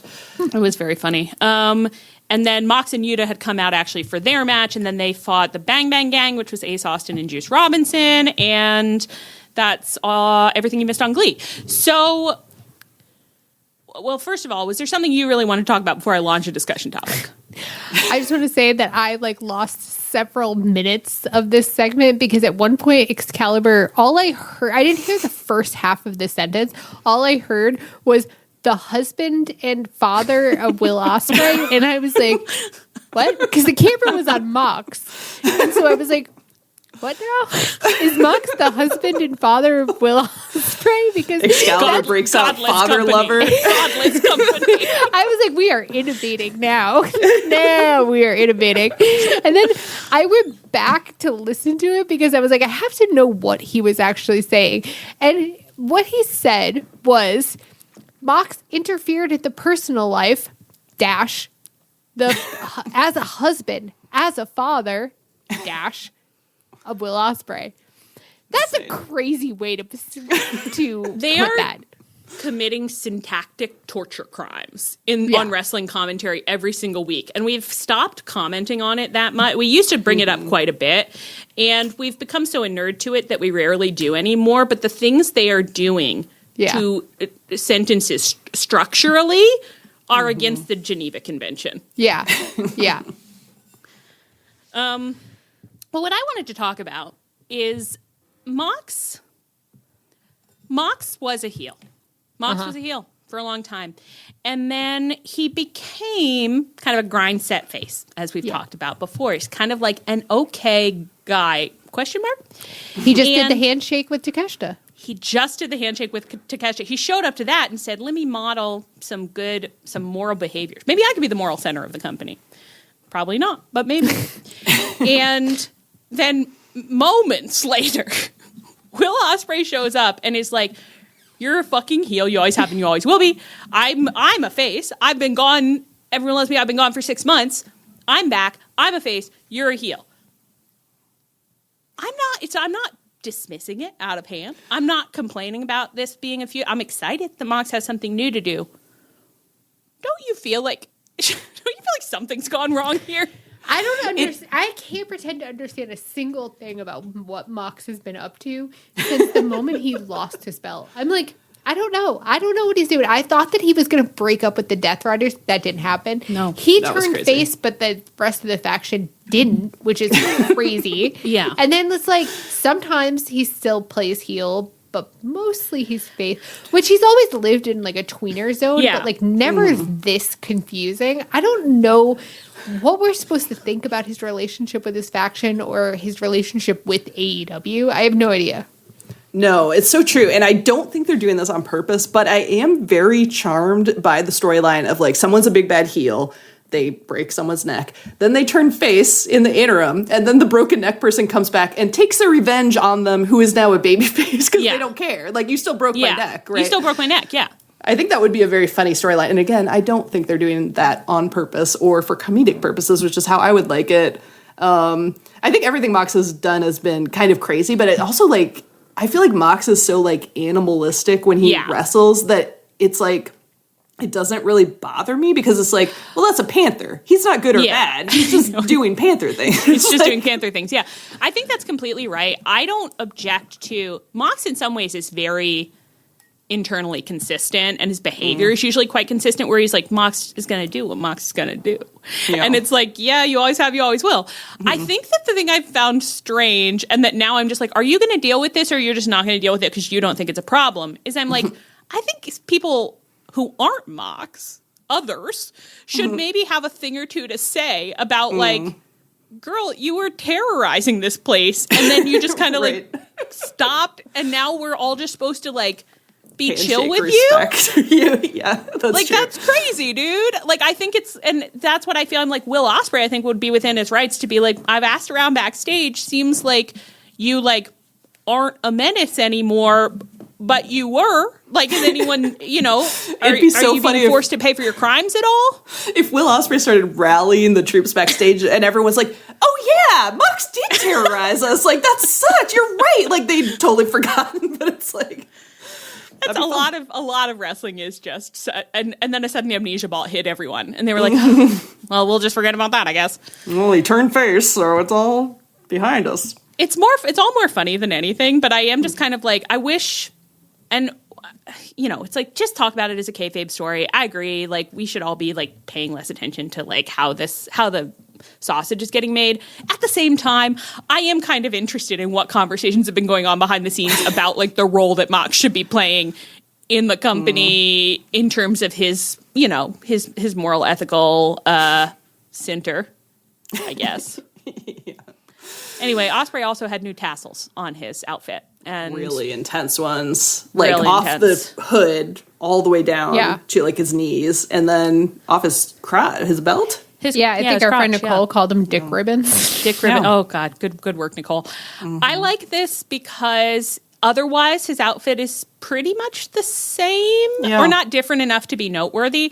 So I was just imagining him with an existing outfit being like, oh God, they won't let me do anything. Like just like showing tassels on, being like, someday I'll get to go back to wrestling. But right now, it looks so cool. Because of his neck, he can't wrestle, so he learns sewing. He's in the kennel. He's sewing. When he gets backstage, finally, he's like, look what I worked on while I was gone, and shows off his dick ribbons, and everyone's like, nice. That's wonderful. Wow. Those won't get in the way at all. It does feel like, it feels more potentially problematic than potentially additive, but I like the look. I do hope that at some point he wrestles someone who uses it as a handle. Yeah. Now that you've said it, I sure do. From your lips to Tony Khan's ears. Okay. Anything else about Ospreay Death Riders? We'll just see what happens. We'll see what happens. All right. The Dogs fought Darby, Roddy, and OC. The Dogs fought Darby, Roddy, and OC at Revolution. Another perfectly cromulent match. I think it actually was fun. This was in the dark times. It was in the death zone. Yeah. This was the point. I don't know if you remember this, Anne, where you said it's midnight. Or no, I forget what you said. It's like 11. Whatever time. I was like, I'm so tired, and this it's isn't not even the last match. Yeah, and you guys freaked out. I realized it wasn't the last. I thought it was the main event, and I got so angry at you that I had to actually like take a break because I was like, "How dare you say that to me?" And the fact that you thought it was the main event is like she was really far down the hole already. That you were like, "What do I think TK has this the main event? Probably the Dogs." I think to be fair, the Dogs hadn't come out yet when I said it. It was like Bandito and Andrade were wrapping up, and I was like, and I can't believe it's not even. I said I'm going to be so dead for the main event, and I can't believe it's not even the next match. And Leah was like, "What?" That makes more sense. That makes more sense. And then the Dogs came out, and I was like, "The Dogs." Yeah. Again, there was nothing wrong with this match, and it's not the fault of any of the participants that are in it, but. It was so late that I was so angry at them and I couldn't enjoy it. And so then watching it in the calm light of day when I had a full night of sleep, I was like, this is a fun match. You said the nicest things about it. Leah, it was like she got a personality transplant between the woman that I watched this show with and then the woman who left me some notes about it a couple days later. Like, it was the peaceable kingdom in those notes. Like, you're just like, this actually was a delight. I had the time of my life. I loved X. I loved Y. I'm like, I watched that with a tiger in its cage, waiting for someone to stick a hand in with meat so it could eat the hand. Listen, I get that Tony has a lot of action figures that he loves, and he's having a lot of trouble because he wants to show everyone his action figures all the time. I get that. It's not an easy choice.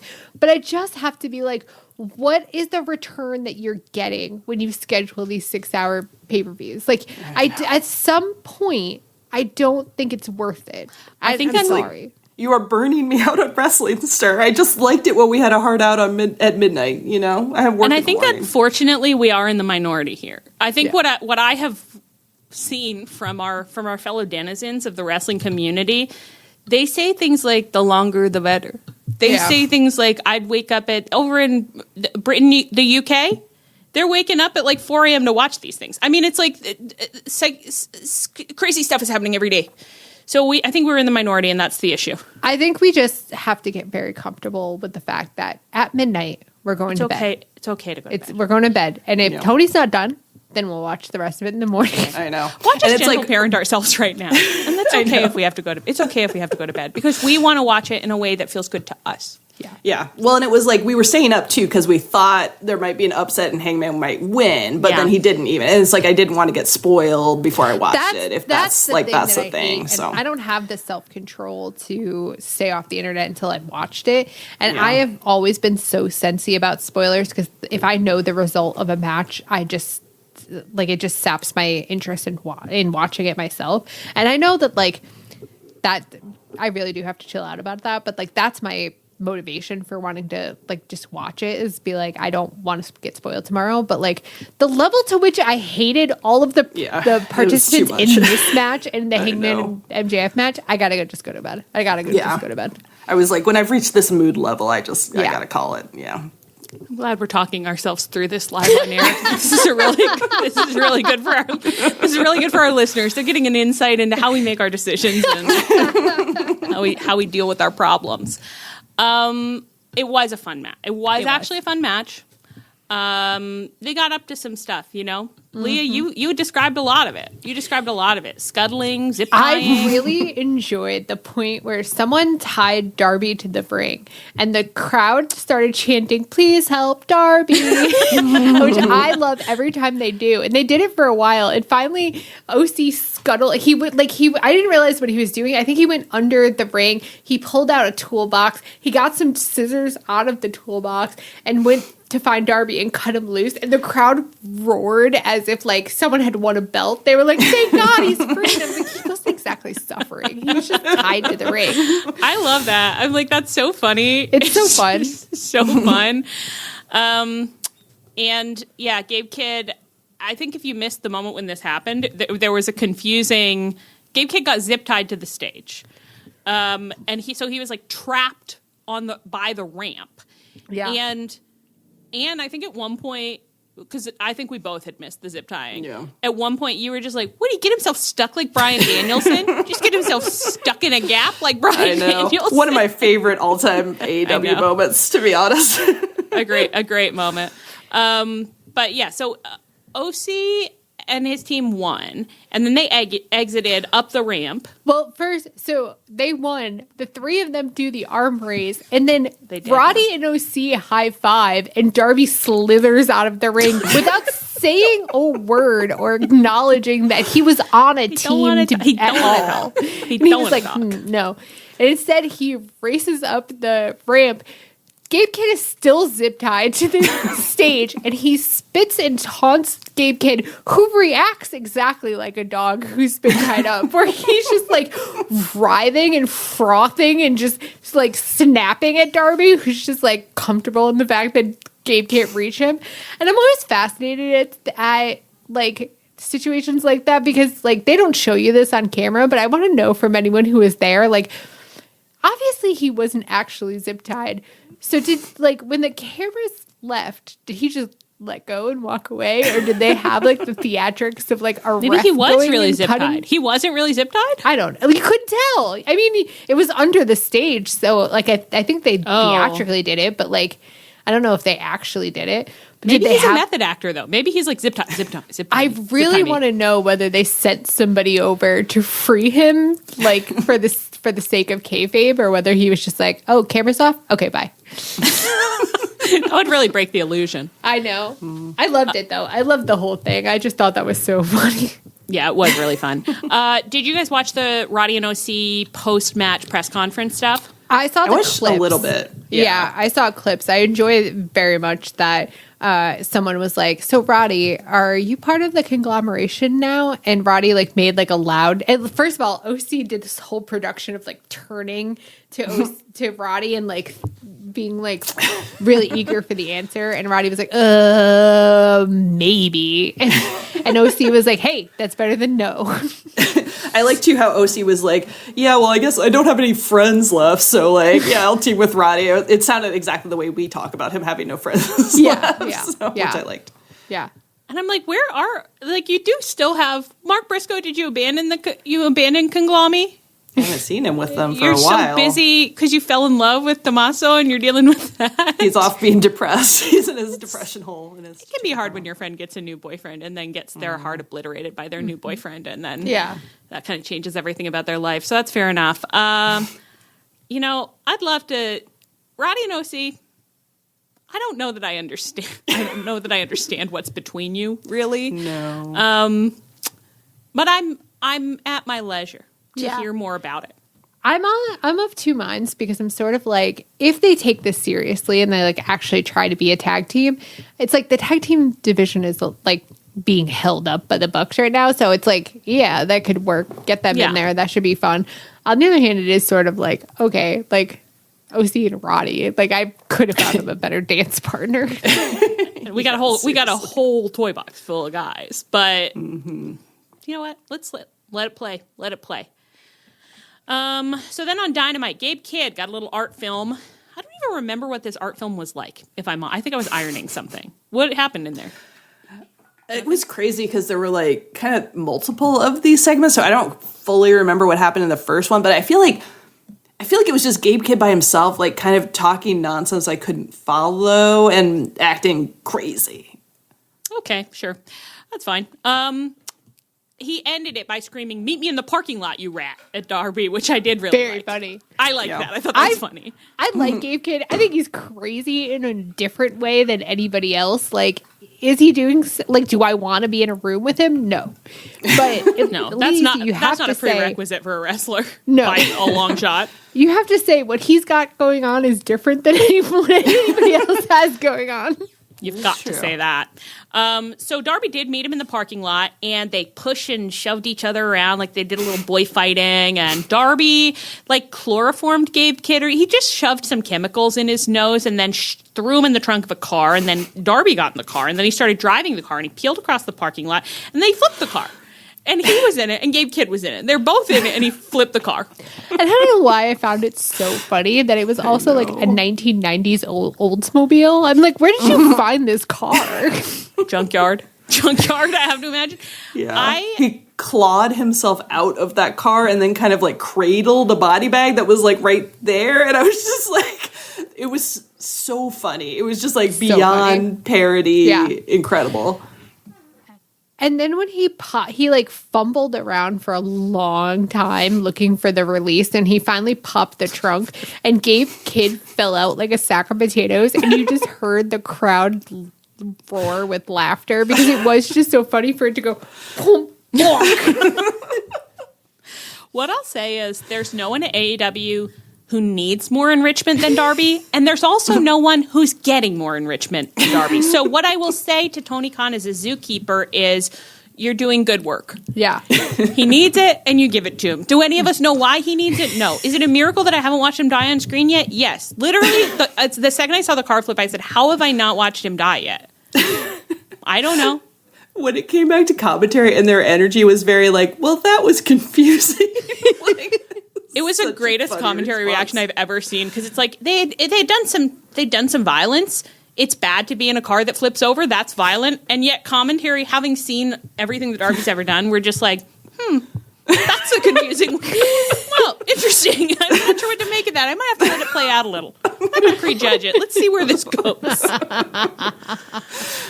So Darby drags Gabe Kidd into the building, into the ring. He does a little dress up. He dresses him up in a straitjacket. What was happening on commentary at this point?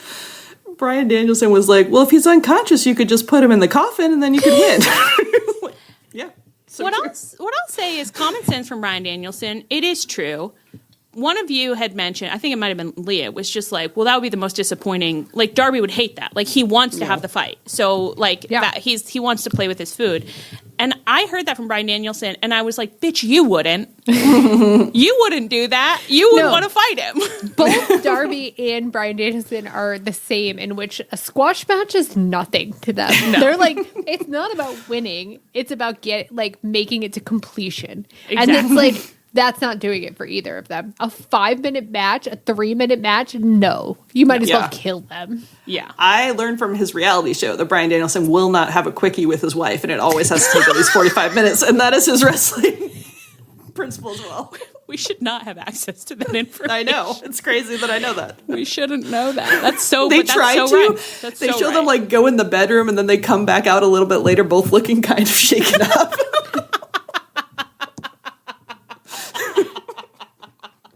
Wild. Oh my God. Well, great. That was my assessment of his wrestling. As in wrestling, so too. As in bedroom, so too in wrestling. As in bedroom, so too in the ring. And whatever. We've said that before. We've said that before. We'll say it again.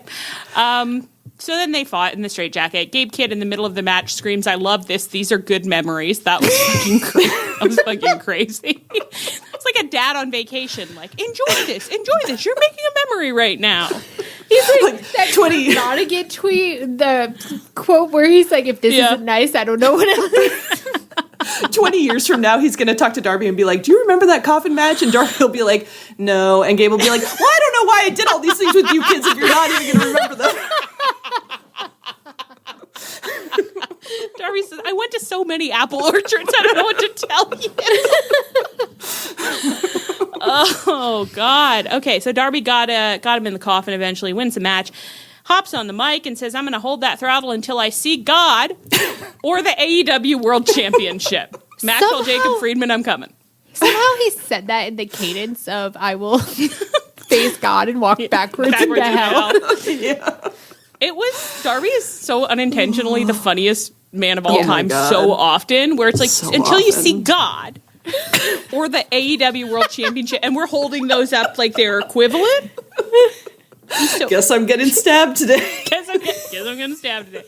Nobody else liked it. It haunts me. God. Nobody else liked it. So funny. Also, like him challenging MJF when other people are also challenging, like everyone's challenging MJF, but MJF is not very involved in any of these challenges. I was like, if we keep this running where it's like all the world title feuds don't really involve MJF, the world champ, I'm pretty okay with that.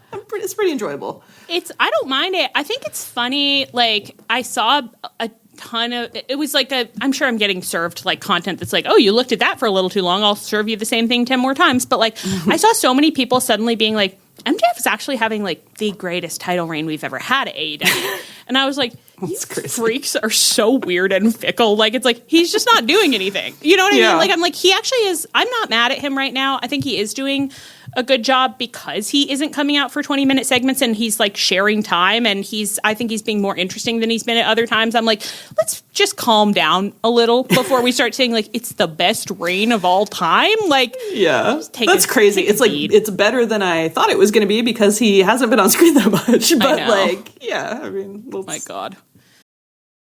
It's a strange shift, isn't it? The parent who raised you needs some help, and you want to be there. With Care.com, you don't have to do it alone. Whether you're clear on the kind of care your aging loved one needs or still figuring it out, we've got support. Find background-checked in-home senior caregivers for anything from companionship to dementia care. Or browse senior living communities, read reviews, even schedule a tour. Plus, access to safety checks to help with your peace of mind.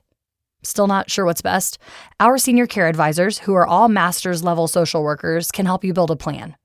For a limited time, use the code LISTEN20 for 20% off your initial Care.com subscription. That's LISTEN20, all one word, good for 20% off. Start your senior care journey with confidence. Tabs was built for finance teams managing complex B2B revenue. If your month end still depends on spreadsheets, manual billing adjustments, or disconnected tools, you are not alone. Tabs automates billing, revenue recognition, and collections in one AI-powered platform built for accuracy and control. So finance can spend less time reconciling revenue and more time driving the business forward. Visit Tabs.com to learn more. This podcast is sponsored by Talkspace. Last year, I went through many different life changes. I needed to take a pause and examine how I was feeling in the inside to better show up for the ones who need me to be my best version of myself. When you're navigating life's changes, Talkspace can help. Talkspace is the #1 rated online therapy, bringing you professional support from licensed therapists and psychiatry providers that you can access anytime, anywhere. Living a busy life, navigating a long-distance relationship, becoming a first-step father, Talkspace made all of those journeys possible. I could speak with my therapist in the office. I could speak with my therapist in the comfort of my home. I was never alone.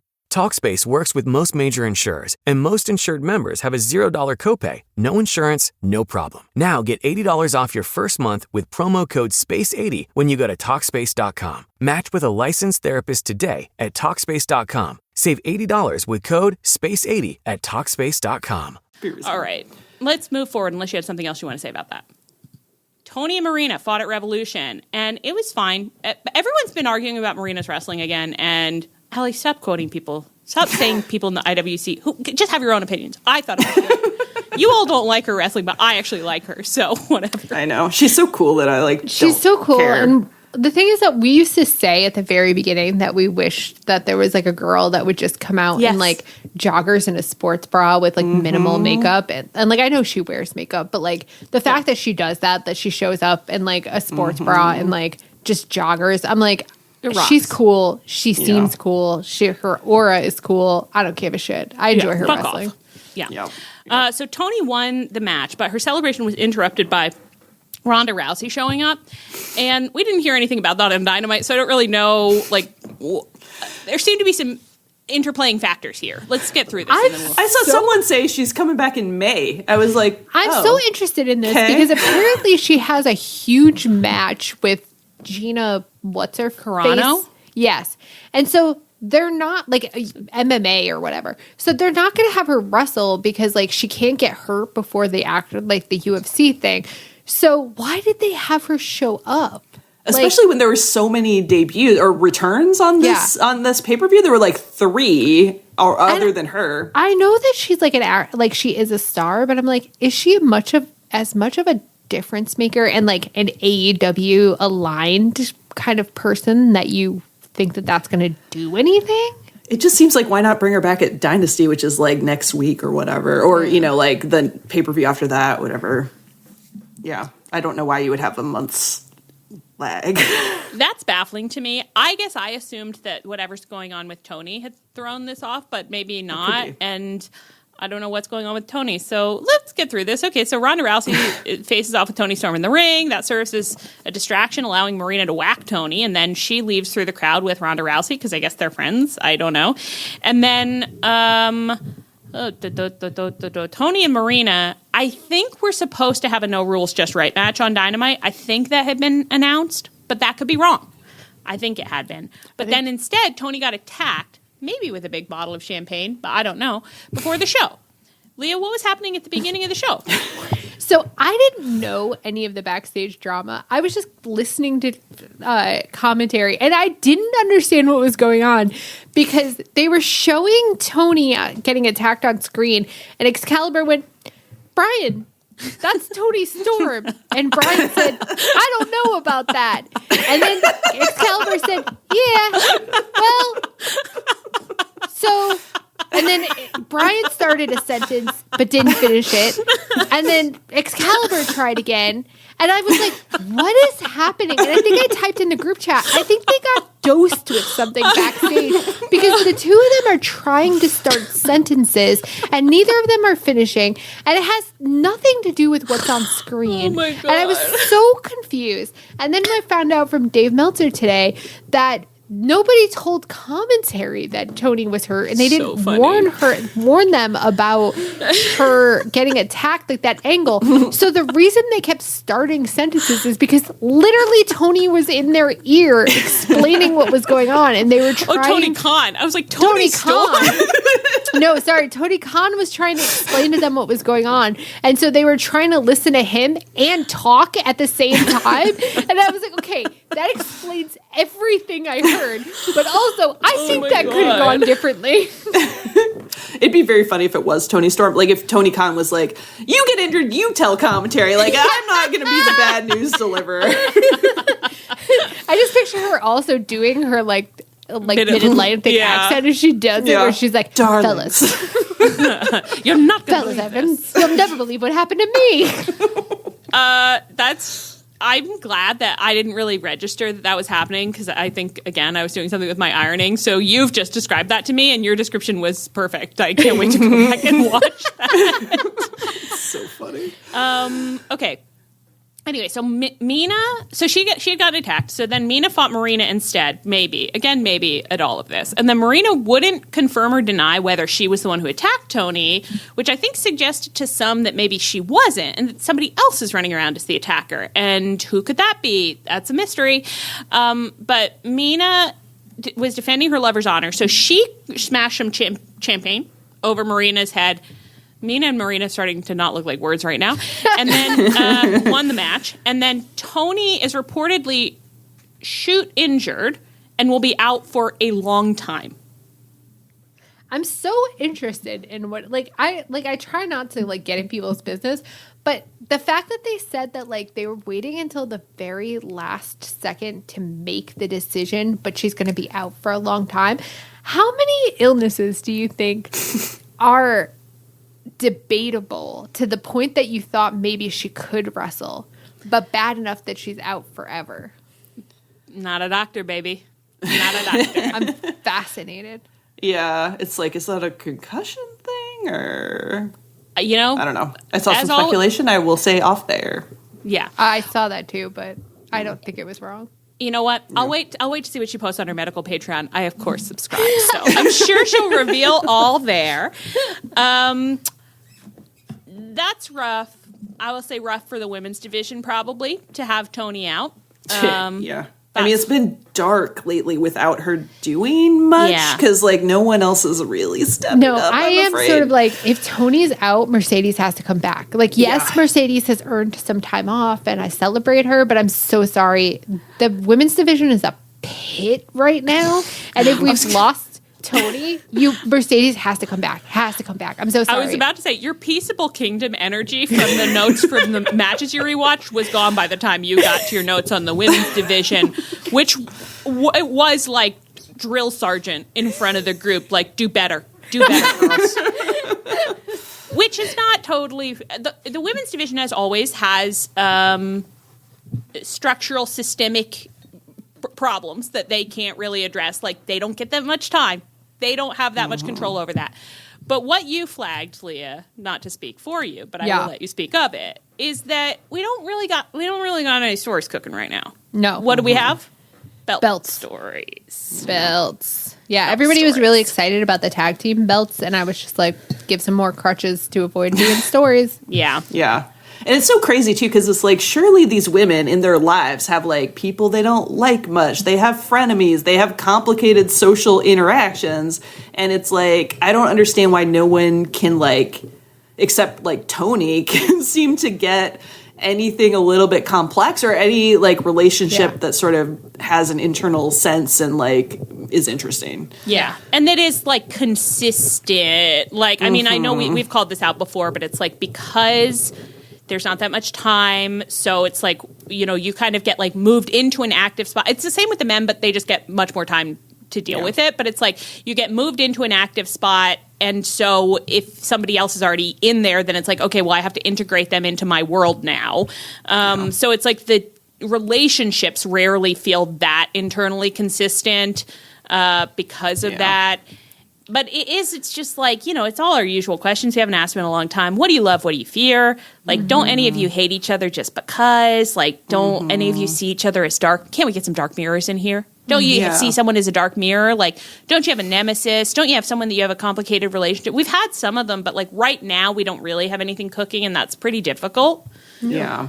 And the women's division had gotten, like, so much better with that. And it really was, like, Tony and then Mercedes and Rising Tide and everything. But it is like, haven't any of you murdered a man together and you're really scared the other one is going to reveal it? You know, like, give me something. All right, well, let's talk about what else was going on in the women's division. There's not that much. Willow fought Lena Cross in the Revolution Zero Hour. I want to be really transparent right now. I do not know where this woman came from. I don't know when it happened. I don't know where she came from. I don't know who she is. I don't know if I was out. I don't know if I was watching. I hope it was while we were off. Yeah, that would make me feel better. But I think before Penelope got injured, she had been brought in a couple times for trios matches as their third. Okay. But I didn't think she was, like, an important character. But I think she had been... But she thought, like, she was. Yeah, she was. And she was. She was right. I don't know. I feel like they had, like, used her as their third, and then all of a sudden Penelope got injured, and it was just like, oh, you've been called up to the major leagues. I guess that's how it be sometimes. Well, I feel bad. I hope I wasn't watching when it happened, and it didn't happen right in front of my eyes. But somehow this past week, suddenly it was like, well, you want me to know her? I didn't know I was supposed to know her. All right, I can learn a woman's name as easily as I learn a man's, which is not very easily, actually. Even after all this practice, Lena Cross. Willow beat her in the 0 hour. Was that for the TBS belt? Probably. I bet it was. Maybe. Could have been. Maybe. Anyway, she looked kind of beat up after, and she had kind of a, I don't know if she was like, it was. Yes. Okay, good. Yes. Okay, so Willow retained that belt. And she was, I don't know if she got like injured or she was just kind of sleepy afterwards, but I think her arm was hurting a little, and she had a little segment with Harley Cameron. I think, this is all from memory, I think it happened, where Harley was like, and we've still got to fight for those tag team belts in the main show, and we can do it for sure. And Willow had kind of a manic energy of like, totally, I am not, do not have too much on my plate. I am fine. I'm doing amazing. And then she wasn't actually doing that amazing because they did lose that match and they lost their belts to Megan Bayne and Lena Cross, who just got here. And we don't know who was that masked man anyway. Yeah, seems crazy, but sure. Yeah, give her a belt, no problem. Yeah. Well, that's what we're doing with everyone who gets here now. It's just like, give a belt. Oh, give a belt. We have so many in the bag. Give a belt. I say, fine. Any but the national. That we must reserve for our best. It's an important one. It's like, let's make a new belt. We can name it after a geographical feature, a continent, a nation. The Pangea belt. They've probably done that. Anyway, so we'll wait for more updates on that. We'll just wait for more updates on that. Chris and Tekla also had their 2 out of 3 falls match. Tekla won 2 falls to 1 fall.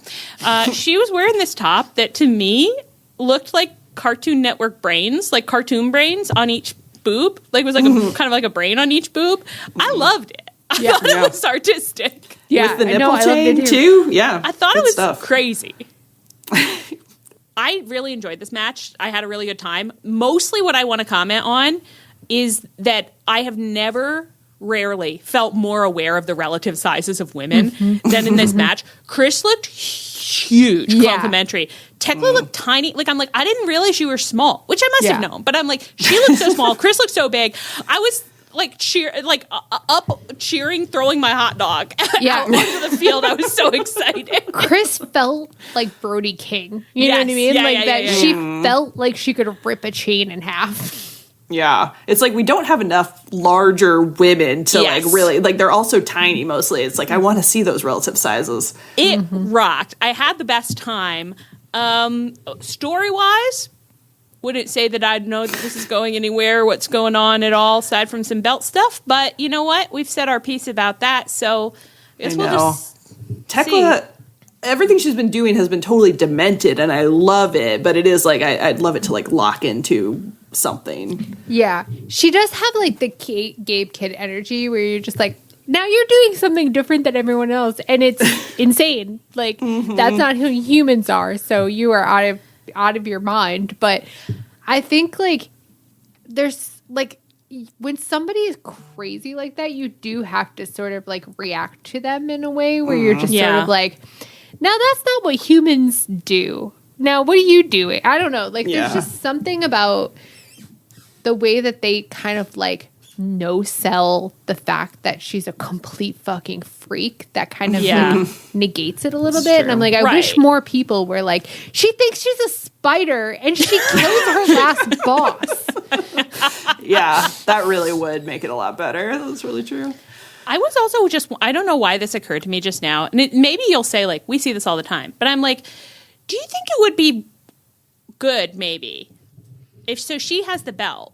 If she just found a woman and was like, I'm going to bully her. I'm obsessed with that woman. I have the belt.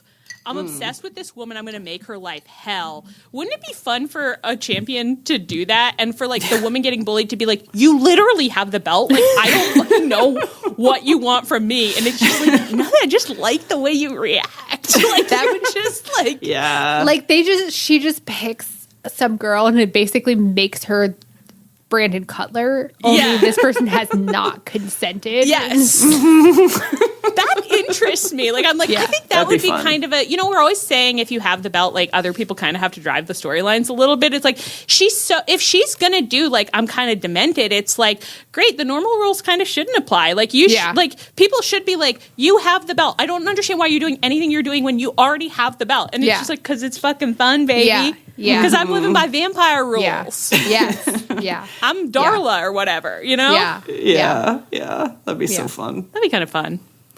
All right, well, we'll see what they do. Andrade and Bandito had a very funny pay-per-view match that, due to the length of the pay-per-view, was pretty close to being some girls' 13th reason. So I think we had a variety of reactions to this match because of just what we were going through. And I will come out and say first, I understand why it was others' 13th reason. I did have a great time, actually. I loved this match. It was really like there's two wolves inside of me because it's like, yes, this match was undoubtedly the match that was most us after the Young Bucks match. Like, other than that, this was like targeted at us. Like, it was exactly our kind of wrestling, our kind of humor. Like, it was great. But it's like, if you don't want pay-per-views to end at 12:40 p.m. like a.m., which unfortunately Tony does, actually. Anyone's most in the world. I don't. Yeah. And so you look at the card and you're like, what are the matches that shouldn't have been there? You are sort of like, there's no reason that this match was on the pay-per-view. Listen right out. I couldn't get over it. There's no reason, Tony. You're totally right. And I do agree. I'm like, it's extraneous. But sometimes, I think it's like the problem is sometimes I'm like the most extraneous stuff is sometimes the most fun stuff. And sometimes the stuff that's like not extraneous is like, man, I didn't even want to see it. I didn't even care about it. So. Yeah. I really struggle because it's like, yeah, it was a great match, but like I wanted to die. Yeah. I was very aware of how many matches were left, and I was like, this lifts right out. We can't be doing this, and I couldn't get over it at all. So it's totally fair. I had a blast. I loved it. I thought it was completely deranged. Most of it stripping and flirting. Being on Central Time must be a beautiful experience. It's not always, and it's only an hour difference, so it was pretty late for me. And again, I was not mentally doing well. So, but this kind of, I think I had such a good experience of like okay, they're starting the match, and I'm like half watching the TV, and then after a couple of minutes, I was like, have they not touched each other yet? What are they doing? They're just kind of just peacocking. And from then on, they took me on a journey that I couldn't have anticipated. I truly couldn't have anticipated. Andrade, it's like I think he's very proud of his body. So, yeah. But it's like he had hurt. Not like he'd hurt us, but like he was like, people are talking about my body. Let's give him something to talk about. I'm like, we had plenty to talk about. And so just to slowly be revealing his body and everything that he takes off is just like, put it back on. And he gets down. We get this shot of him with his Mickey Mouse gloves, and he's basically like jazz handing, like, check out my cut old body. And it's like, I hate it. Did you guys see that somebody asked Andrade on Instagram, what do you think of your LGBT fans? And he said, I love people of all genders. I loved that because it made me contemplate the existence of a person who is like a reverse TERF. Who's like, I'm so supportive of all non-traditional gender identities, but fuck non-heterosexuals. It's like, is that a good person? No, but you have to admit, it's a new kind of person. Oh my God. Which is not what, to be clear, it's not what I think he meant by that. I think he's just stupid, as all wrestlers are, but it just cracks me up. I don't know what he meant. Jesus Christ. So fucking funny. Okay, so then they have this match and he wins. And then he appears on this week's Dynamite fully dressed, thank God, as God intended, being interviewed backstage by Renee. And he's saying, I continue to carnally desire the AEW. You want to know what's up with me, Renee? I fucking carnally desire the AEW World Championship. He gets interrupted by Jonathan Cruz. I said, who the fuck is this? And he says, it's Serpentico. I hate that I knew that. I'm impressed that you did. He's so cute, too, like, without the mask. Like, yeah. I barely processed his face, but I'll have to go back and look at it again. To be clear, I don't know why he was there. Like, is Serpentico working for DCF? Is he a basement boy? And this the vibe was more that he was working for DHL. Like, he was just like, I have to deliver. He's just the guy who receives packages for the organization. That's how he gets health insurance. He just showed up and was like, I've got a briefcase for you from MJF. And Andrade was like, I didn't order anything, so you must have the wrong house. And he was like, no, let's get Don Callis on FaceTime. And Don Callis was like, oh, yeah. Andrade, could you just accept that pack? Could you just sign for that, please? And Andrade was like, what the fuck? why are we getting money from MJF? Are we working for MJF? We're not working for MJF. And Don Callis is like, baby, don't worry about it. Oh, sweet boy. Don't worry about it for a single second. That's above your pay grade. Can you just sign for that money? Can you just sign for all that money, my sweet boy? My sweet, beautiful. He kept calling him something that was deranged, but I can't remember what. He kept calling him Poppy or something, where it was just like, Don Callis, what's happening in that house? And Don Callis, so he was like, don't worry about it. MJF just like is really annoyed with Darby, and he really wants us to murder Darby for him. And you would love to murder Darby, wouldn't you? Just independently, you'd love to do that. So, can you just sign for that money? And Andrade did sign for the money, but he didn't seem that happy about it.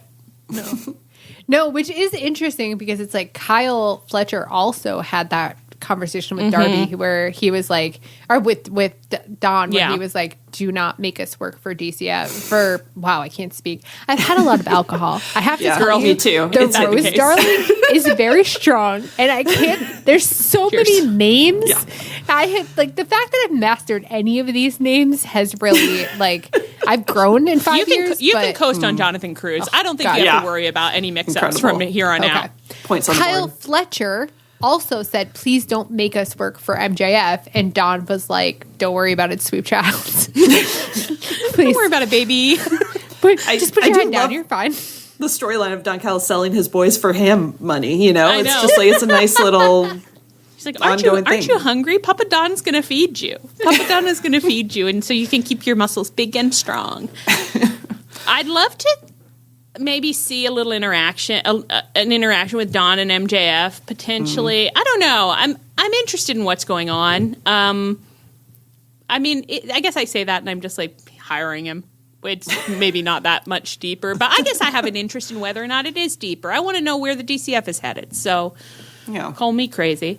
I love to see little cracks in the household. You know. Yeah, I don't know why I just had the manor thought. come tumbling down. I just had the thought where I was like, they're too big to fail.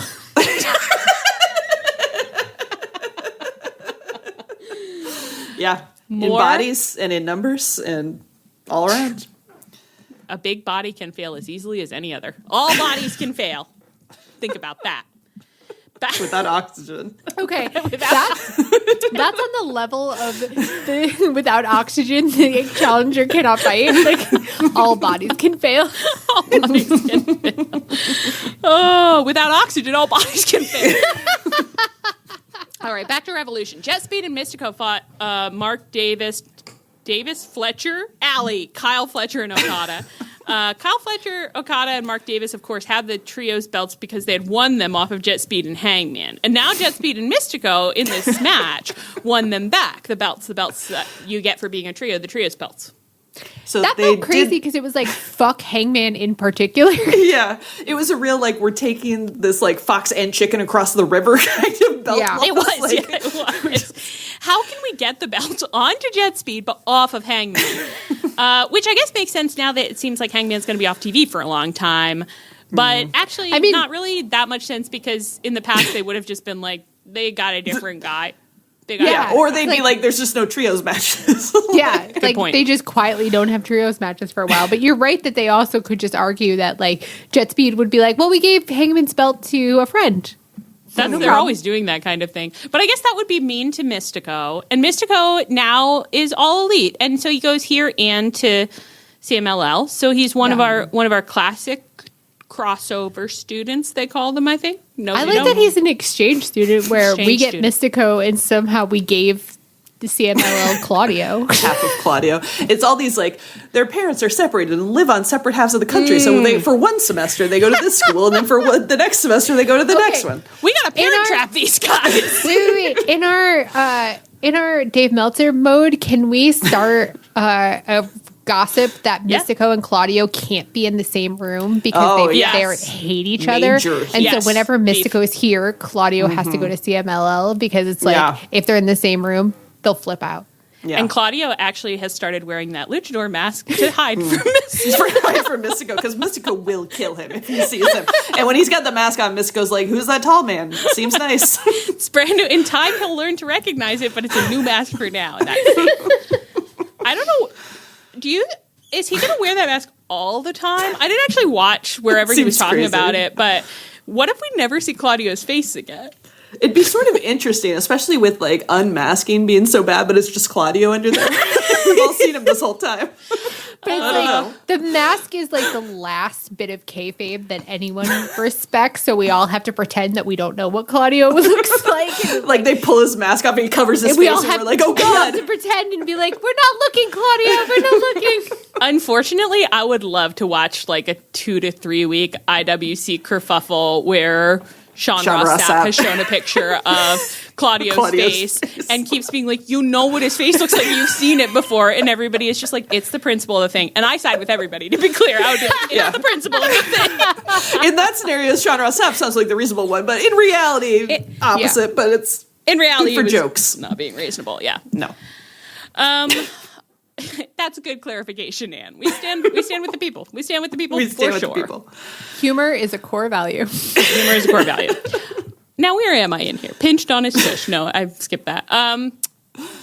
Okay. Speedball then fought Mark Davis on Dynamite so they won those belts. Speedball fought Mark Davis on Dynamite this week, and for some reason, Speedball was getting interviewed before the match, and he was like, got into this whole thing where he was just like, some of us really had to work for it. Some of us really had to work. Some of us are just born stars. Look at my husband, Kevin Knight. You look at him for 5 seconds, you know that man is born to shine at the top of the Christmas tree. And everyone has always seen that. But for me, it wasn't that easy. People didn't see my light, and I had to go all over the place and be trying to show them. And that's why I admire Kenny Omega, who had to have the same determination to get to the top. I said, to get to the top, you mean to get to the middle? The Young Bucks could put him over. Speedball, so you got to hang out with the Young Bucks and get some fame. It was so funny because it was like after that video where it's like, yeah, Kenny had to strive. No one saw star power in him until he finally found those Young Bucks. And it's then probably unfair to Kenny that now, because that was the funniest thing I've ever heard. Every single minute that we're seeing Kenny, I'm just like, that's actually because of the Young. Kenny, I just think he would be driving a cab in Tokyo. I've fully onboarded to the point where I'm like, Kenny, clout chaser. Something not good at wrestling. Everyone's been fooled because of his proximity to the Young Bucks. Proximity to the Young Bucks. For some reason, I accept that probably something was happening in here that I haven't remembered or captured from the recap or whatever. I don't understand why Kenny was in it. I don't know what was going on here. I don't know why this interview was happening. I don't know why Kenny was in it. I don't know. I actually don't know at all. And then Speedball fought Mark Davis, and I think he won. That's all I can say about that. Yeah, he did. But it was a pretty good match. Yeah, it's fun. I've been enjoying watching Mark Davis's body do all kinds of things. So yeah. Mm-hmm. Sing it, sister. Well, we'll see where all that goes. They're a trio now. Now they're a trio. I thought that Speedball and Kevin Knight were heading towards a breakup. Well, that's what everyone was saying, but I actually never saw.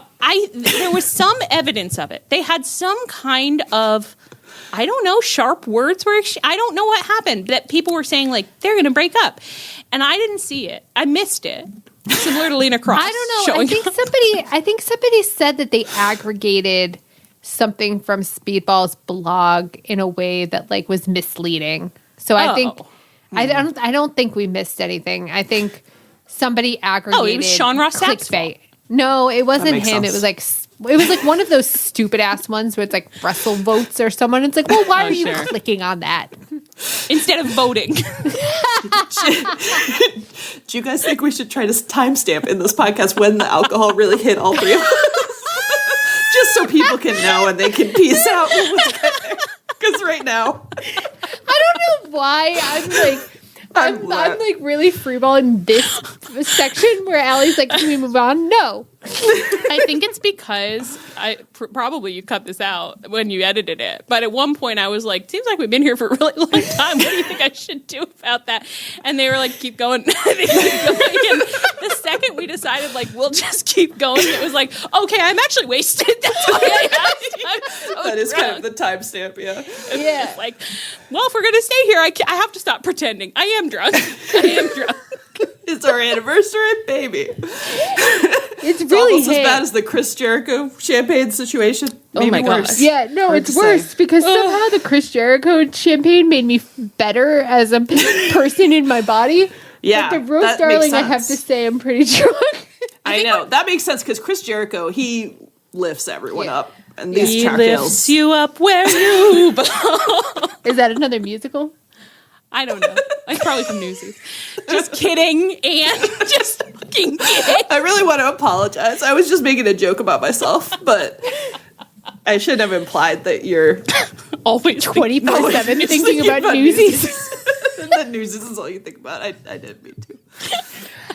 That's not how I so I want to ready clarify to that's keep it not how going. I think of you. No, I'm so ready to keep it going. Where every time, like, if Allie's the slightest bit quiet, I'll just be like thinking about Newsies. In Cats 2019.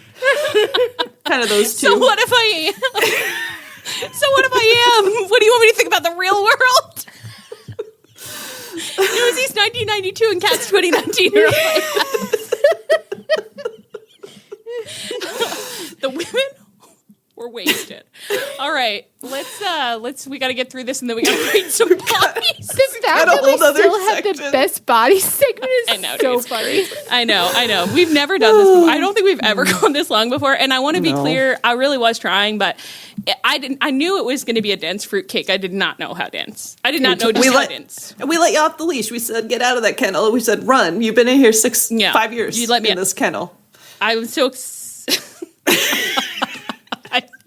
I've been 5 years in this kennel. Finally, they let me run free. Swerve and Brody fought at Revolution, and Swerve won. Swerve was really hamming out in this match. I think he was really selling the tremendous strength of Brody's slaps and chops, and he did it so sweetly. I loved what they were getting up to together. They were making art. They were making kayfabe art. Post-win, Swerve was still feeling really mad. He did win, but he still felt really mad, as heels always do when they win. So he was going to stomp Brody's head into a cinder block. But then Kenny Omega, who we thought was in Japan, and we didn't think we'd be seeing him at Revolution. But he was there, and he ran out for the save. And he was in the smartest little suit. No, he wasn't. It was laundry day. It's always laundry day at Kenny Omega's house. Yeah, he grabs a gym short and any clean t-shirt. Yeah, it might not crumpled have been off clean. the floor. Yeah. He said, the smellier, the better. All the better to drive people away from me. I love that almost everybody is like, pay-per-view? Oh, we gotta get our new gear if we can afford it, or at least fresh Sewing gear. We need to tassels seem cool. on. Sewing tassels on, yeah. Kenny's like, fuck it. They get it what they get. Kenny's like, I already got paid. I feel like people are standing near Kenny at Gorilla being like, could we at least Febreze you or something? And Kenny's like, absolutely not. I would honestly prefer if you could see the dirt cloud around me like Pigpen. And it's unfortunate that you cannot. Yeah. It's so funny to think of Brandon Cutler walking up to him with Febreze and just kind of trying to spray when he's not looking. That's Matt Jackson deployed him. He's just like, he's embarrassing me. He's embarrassing. I am flashing back to insane fights that I had with my mother about leaving the house in a hoodie that has a hole in the sleeve. I feel like that's Kenny and Matt Jackson. Matt Jackson is we actually have Lady Cutler's making a lot of gear for us because she's making gear for all of the kids. Maybe we make some gear for you, huh? And Kenny's just like, no, I want to wear what I want to wear. Matt's like, every time you go on television, you're representing the elite. And Kenny's like, I don't care. Let me be myself. I'm expressing myself. I don't know what you're expressing, Kenny. Anyway, he ran out for the save. And then on Dynamite this week, they aired I guess it was a pre-tape from Revolution because he was still dressed like Laundry Day. And he shouted, Swerve! And he had a line of logic that I felt I hadn't heard before, where he said, you say you're the most dangerous man at AEW. Yes, maybe you are very dangerous. Maybe everybody is scared of you. You could hurt everybody. But you know who you're not a danger to? Yourself. I guess. That's a blast to be like, oh yeah, you're so dangerous. When have you caused problems for yourself? Great question. It was so philosophically unexpected and confusing to me that I stopped following completely at that point because I was just thinking like, yeah, but you're not a danger to yourself, which is a bad thing. How dangerous can you be? Like, well, if you were truly dangerous, you would also be self-sabotaging. You'd be smashing your own head in a cinder block. It was so funny because it was like, if this is a measure that we're employing, then Darby is the most dangerous man in AEW. Absolutely. Yeah, no question. I watched him cliff dive, like, before a pay-per-view on Instagram. Solved it. That man wants to die, and he's gonna die in front of my eyes if he possibly can. So I guess he's the most dangerous man at AEW. Swerve then also came out. So Kenny was like, you're not a danger to yourself, so that's why you won't risk, I guess, his number one contendership for the AEW World title. I thought this whole thing would have maybe been a little clearer if there were an actual belt actually involved and not just place in line for a belt. And Kenny was like, why don't you put up your number one contendership against me in a match? And it's like, well, but why would he do that? Which at least Swerve responded to. But I was like, Kenny, you're not making a good pitch for yourself. He like, also why? referenced playing the game Risk. Yeah. When's the last time that you think someone under the age of 50 played Risk? I can't even think of which game it is. If I'm honest, right now, in this moment, I'm thinking of Life, and I'm thinking of the game Othello. Those are the games that I have. It's taking over the world, but it's like Monopoly in that, like, you lose big and you see it coming for a long time. So it's the kind of a fun kind game. of game that makes your brother throw the pieces at you at a certain point, understandably. Yeah. Kenny, it sounds like something Kenny would love. It does sound like something Kenny would love. That's on brand. Well, anyway, so he's like, give up that spot and to be a danger to yourself. Put that in danger.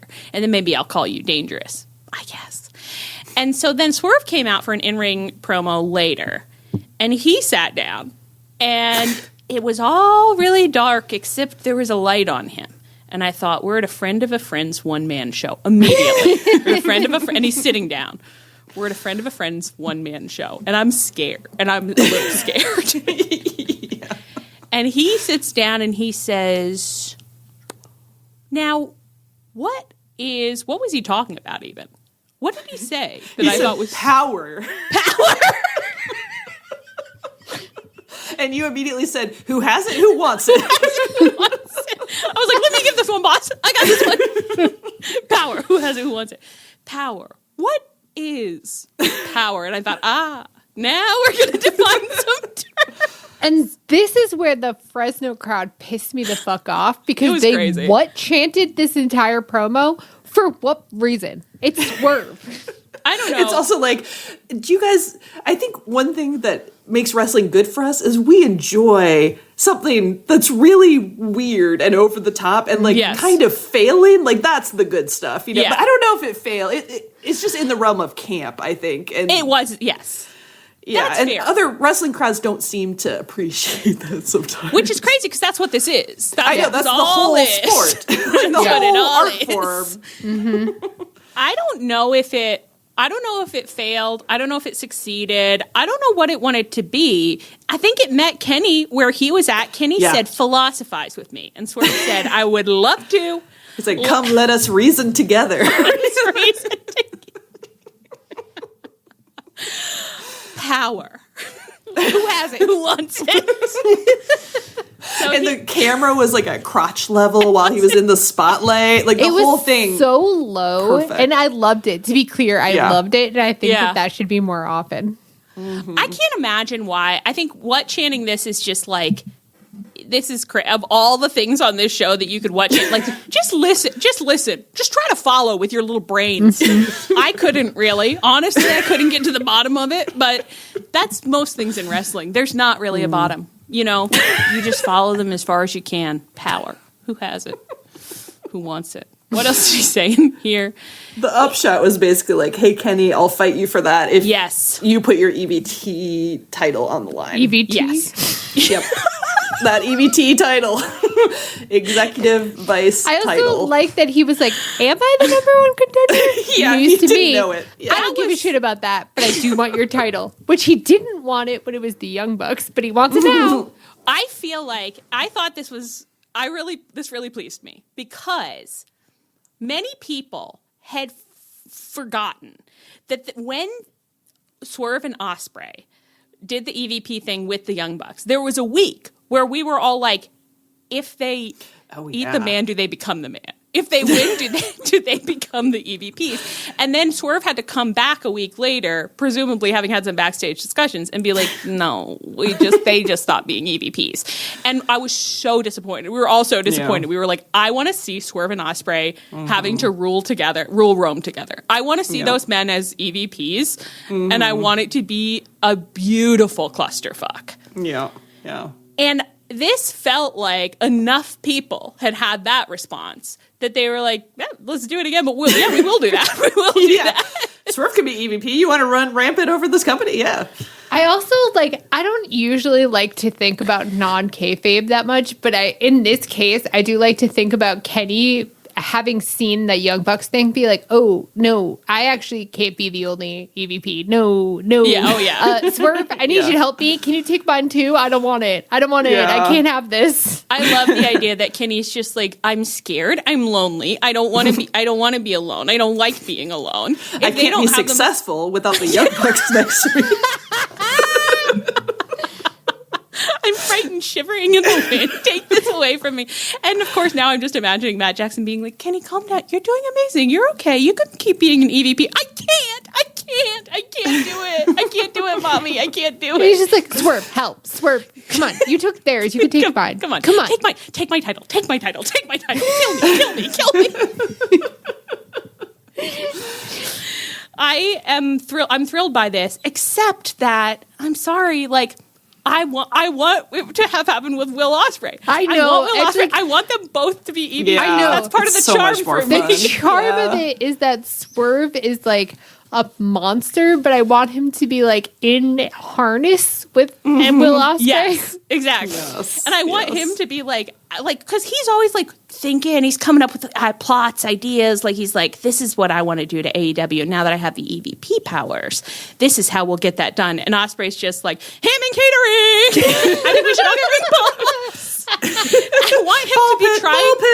I want him to be trying to enact schemes, but he can't keep a thought in his head for more than 5 seconds at the same time because he's living in a house with a 5-year-old who's just like, I have an idea. Let's do marbling. Let's play with clay. Can we get Tony to buy us all new ties? She's like, what do you mean? What's happening? Guess what? You know it's mandatory now? Every Wednesday after Dynamite, we have a sleepover. I got Tony to book out the ballroom of the Hilton, and we're all going to sleep in there. It's a lock-in. Swerve has been trying to think through something so intricate, ignoring Ospreay really successfully, and then suddenly it's just like, and hotel rooms. And he's like, no, just the ballroom. And so it's like, fuck. Now I got to deal with this. So I'm still rooting for him to get those EVP powers, and I'd love to see what happens, but oh my God, what if Swerve and Ospreay have to split Kenny's EP powers the way that the Young Bucks split theirs? Yes. And it's like, oh my God, they each are half an EVP. Yeah, amazing. Yeah. That's what I want. So let's see if we can get that going. All right. Anything else about any of this? Yeah, let's talk about Dead Speed Sport. Let's keep going. Yeah. I think that's the end. What does he say here? Does it make sense to ding a wrestler? No, we already did that. Okay, great. Take us away, Ann.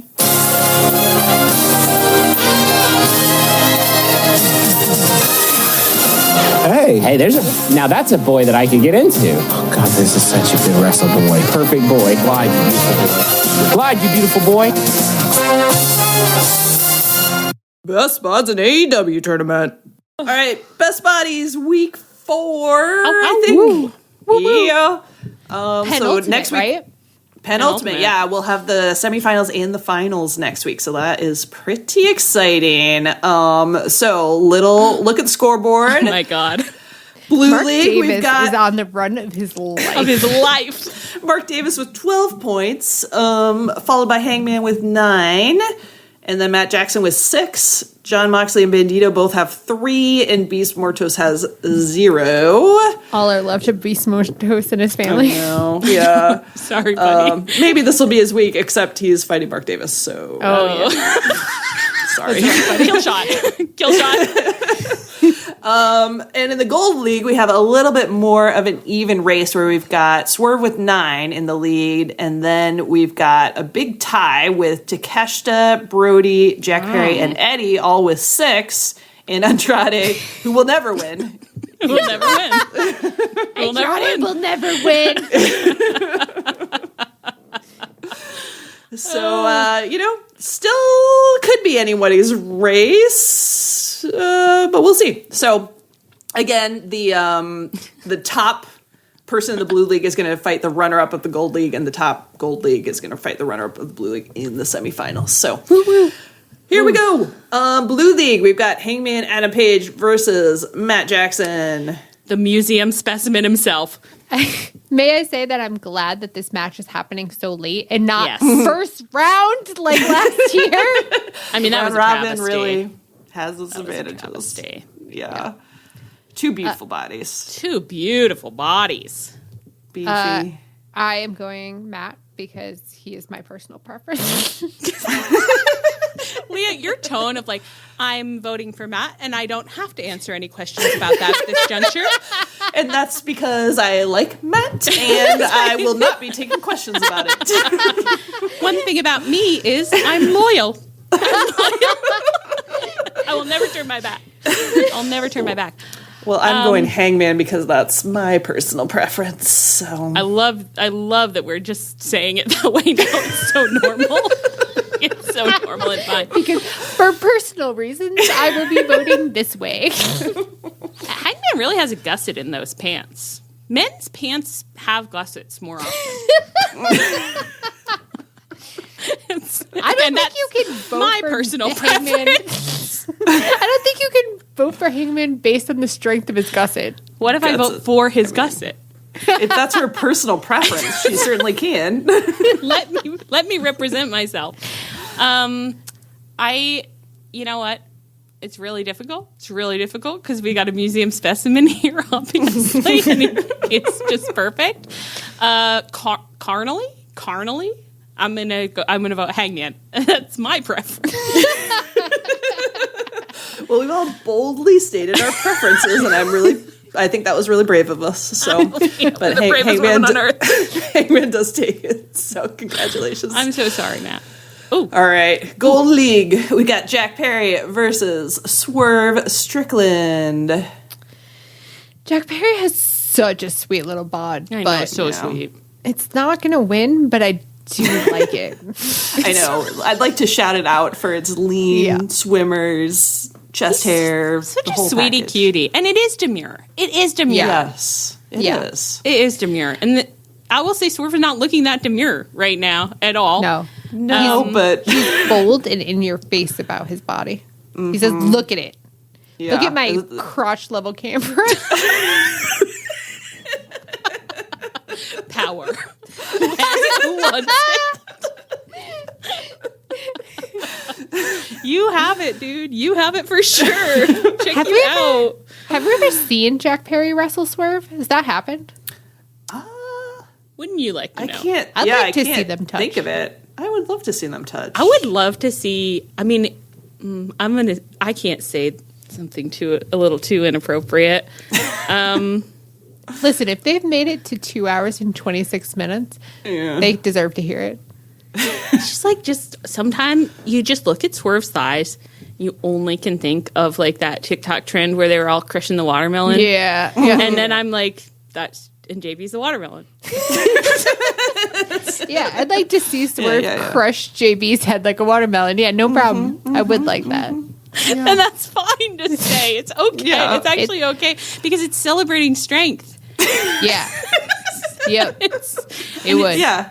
Yeah, it's what any wrestling fan would say. Actually, I think that's true. As I'm saying it. True, yeah. Thank you for your service. In the second picture when JB is just like kind of like frowning into the distance, doesn't he look like you just asked him like a pretty simple math problem? Has society gotten more violent? He's looking around like, am I supposed to know? Was I supposed to study that? I didn't know that was going to be on the test. How would someone go about answering that? Baby, the test is life. The test is life. You got to be ready for anything. He's not. Oh, he's so cute. So none of us said, but I think Swerve has. Swerve. Right. He crushed it. Between enormous his thighs. Yeah. Congrats, Swerve. All right. Blue League, Jon Moxley versus Bandito and his Jimmy abs. You know what? I'm in my cups and I'm feeling myself. And I'll say this. I think I'm going Bandito in this one. I'm going Bandito too. He's got a cute little butt. He looks saucy. And I'm really feeling him right now. Yeah. You got to go with what you feel. I'm still feeling Mox, but I really support everything I said last week was demented, but it was like, you know, you got to, it's the match at that moment. Yeah, it's the match at that moment. That's all we can do. And it's always so hard for me to hold out against that slutty little pick of Jon Moxley. Yeah. But at the end of the day, I think it's like, Bandito, you must be celebrated for this little package you got going on. Yeah. Beautiful. Yeah. This is the upset. The Congrats, Bandito. Yeah. Love it. We've really gotten to know these bots. I know. Andrade will never win. Andrade will never win. You know, you did put in a pick that if he were going to win, it would have to be with that pick. Of course, he's never going to beat Brody King right now. That's fucking crazy. But I was like, I'll give him a fighting chance with this one where he's not flexed, you know. He's not flexed, and a lot of him is covered. A lot of it. Yeah. I've actually, when people submitted, like when you helped with the body picks and then people submitted them to you, I felt so much better about my initial selections because it's actually quite hard to find like a really full body revealed pick that's like where you get a real good representative view of it. I think when you think about professional wrestling, like on some level, you're just like, there's got to be like a publication that just does this, you know, that's like just taking sexy full body shots of wrestlers. And it's like, no, there really isn't. They kind of are on TV, so you just have to get screenshots mostly. And then occasionally they'll do, but the thing is that for a lot of wrestlers, what they think of as like their best body look is not what I would call their best body look. So then they get in front of whatever TK's big expensive cameras that he pays for to do their like promo shots, and they look not their best, I would say, at all. Yeah. That's the problem. I want to see like Andrade with his hair down, flipped coyly over one shoulder, looking flirtatious. Like that's peak Andrade. Like stop flexing. And can I double check? Of course he'll still have his Mickey Mouse gloves on though. Right? He has to. Yes. How he feels safe. Yeah. Every time. It's kind of weird he doesn't in these pictures. Every time you picture Andrade in bed, you must picture him wearing the Mickey Mouse glove. I just thought that he's you like must picture Andrade Mickey Mouse gloved. He's like the girl with the ribbon around her neck, and it's like those gloves are actually holding his hands. His whole body actually falls apart if you take off the gloves. You can't take those off. He's not wearing them in either of these pictures. But it's worth thinking about. Yeah. It's worth thinking about for sure. Well, it's going to be Brody. It's going to be Brody, yeah. Absolutely Brody. Yeah. Oh, my gosh. Congrats, buddy. Sorry to Andrade, who we really have done nothing but slander in this tournament. But keep your clothes on and just stay cute, you know? Stay cute. Stay cute. Yeah. Stay cute. Oh, shit. All right. Beast Mortos, who hasn't won a match, versus Mark Davis, who hasn't lost a match. Mark Davis. This picture of Mark Davis, like, selfie with his little goofy bear energy. It's just like, oh, my God. With his squinty eyes and, like, cheerfully flipping us off. It's like, yeah, of course I want to wake up to that. Yeah. Like, I want to have a one-night stand and roll over and see him squinting like that. Of course I do. I'm sorry, Beast Mortos. I don't know what to tell you. I have to go to the beach with him. I have to be at the beach with him. I have to be at the beach. I have to be in the swamp. I have to be on a mountain. I have to be in the sea. There's nowhere I don't want to be. In a box with a fox on the rocks. Oh, wow. I appreciate that, like, a bunch of our friends have, like, pretty, like, diplomatically tried to check in on us. And, like, so, what's going on with you guys and Mark Davis? And I'm like, I don't know what to tell you. Who's checked in diplomatically? I know that Sarah nonstop has been like, what demented ass shit is going on with you guys that you voted for Mark Davis over Hangman? And it's like, when she says it, I do feel not shame, but I am like, I'm sorry. I know, it's so unexpected. And then I look at this picture again, and I'm just like, I don't know what do you expect me to do? I'm just one woman.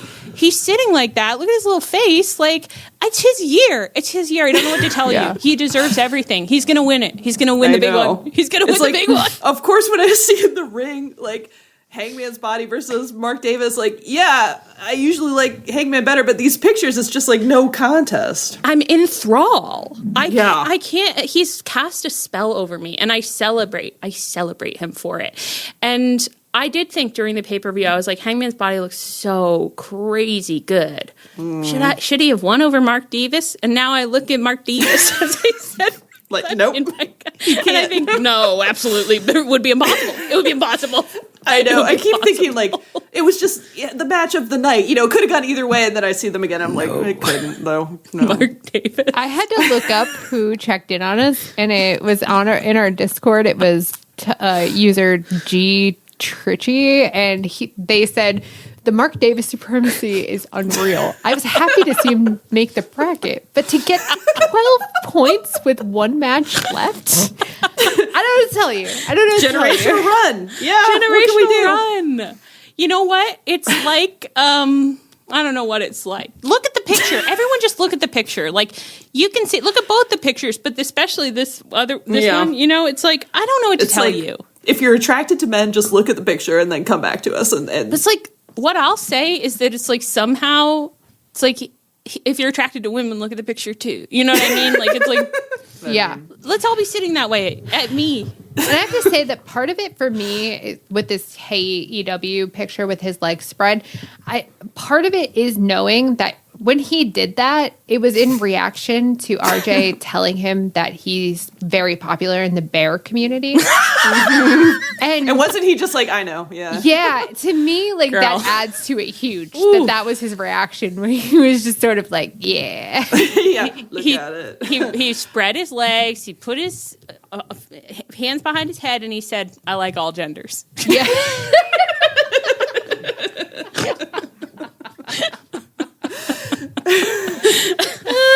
Oh my God. I'm so sorry, the Beast Mortos. You are, by all reports, an incredibly beautiful man face-wise. You have a wonderful body. It's confused us a little. Yeah. You've attracted Mercedes. Yeah, you can control yourself with that, you know. You can cry yourself to sleep on her bosom and you'll be fine. She says, can you buck up a little bit? All right. Good job, Mark Davis, with your perfect score. Oh my God. Gold League, Jack Perry versus Takeshita. Ooh, I don't know. Yeah, this one's a little bit hard. They're evenly matched to me. They have a lot of the same, like, things recommending them, like the demureness, the softness, over the muscle. They're not shoving it in your face how strong they are. Yeah. And they both have like a pretty like intent, like dexterous like attitude where you're just sort of like yeah. They could do a craft. They could do a craft real nice. These are crafting men. Yeah, and they've got that sort of leaner frame that it's a little more unusual. Like less so Takeshita, but I'm so happy. All I keep thinking is I would love to take these men to the textile center with me tomorrow, where I'll be going after. On my lunch break, I'll be going to the textile center. Pretty excited about those fabrics, yeah. Oh, they would love it. Yeah. I think it's Takeshita for me, but it's like by a hair. It's also Takeshita to me, and it's fully on the strength of this first picture where his legs are a tiny bit spread, and they're so prominent, and I like he's like daring someone to get between them, and I think that's what I'm basing this on. Yeah, but it's like, if you ask me this next week, who knows? I love that you said that just now. And whose head just got crushed like a watermelon in an earlier round? Could it be Jack Perry? It's like Takeshita saw that happen and said, I could do that too. I could also crush Jack Perry. Yeah, I could crush him so easily. And Jack Perry said, crush me again. Crush me again. It would be my pleasure to get crushed.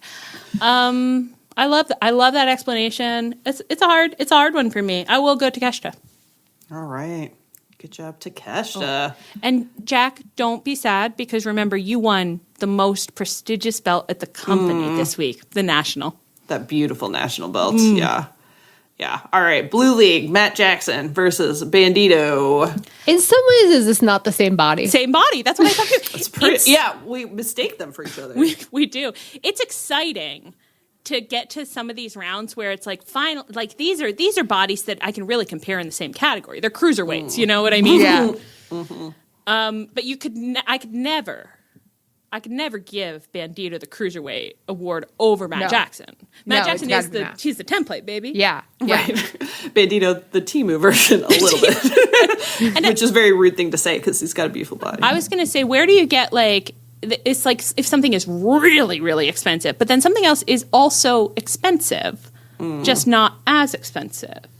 You know, it's like, I can't think of any brands. No, I can't either, but you're right. That's what it is. Yeah. These are both very prestigious bodies. They both deserve to be in a museum next to the statue of David. Absolutely.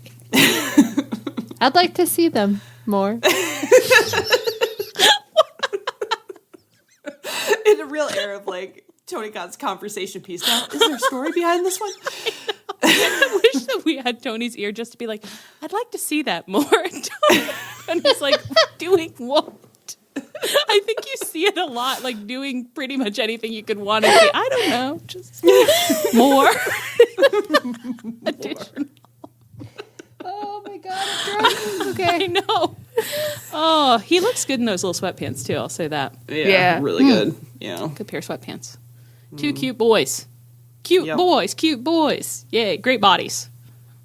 Matt Jackson. Matt Jackson, yeah. Yeah. I don't know why tonight, like, I'm really hard. I keep, every time you present me with a slide, I keep contemplating whether I'd watch them kiss. And it's like, yeah, of course I would. Yeah, I can't believe you haven't been bringing it up this whole time. That would be, I feel like it would be like, I've always wondered what it would be like to kiss myself. Yeah, it's a real clone situation. Yeah. You take off that mask, and it's just Matt Jackson's face under there. Matt Jackson has been Bandito the whole time. Yeah, I'd let him kiss for sure. Go for it. For my entertainment. Waiter, bring me another rat. All right. Oh, Gold League, Andrade versus Eddie. Andrade will never win.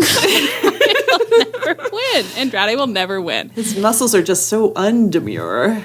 We just like what we like and we are who we are, you know? And I've been saying something recently. My brother gave me for Christmas, and this won't be worth the story that I'm going to tell, but I'm drunk. My brother... that what you were saying was like, my brother...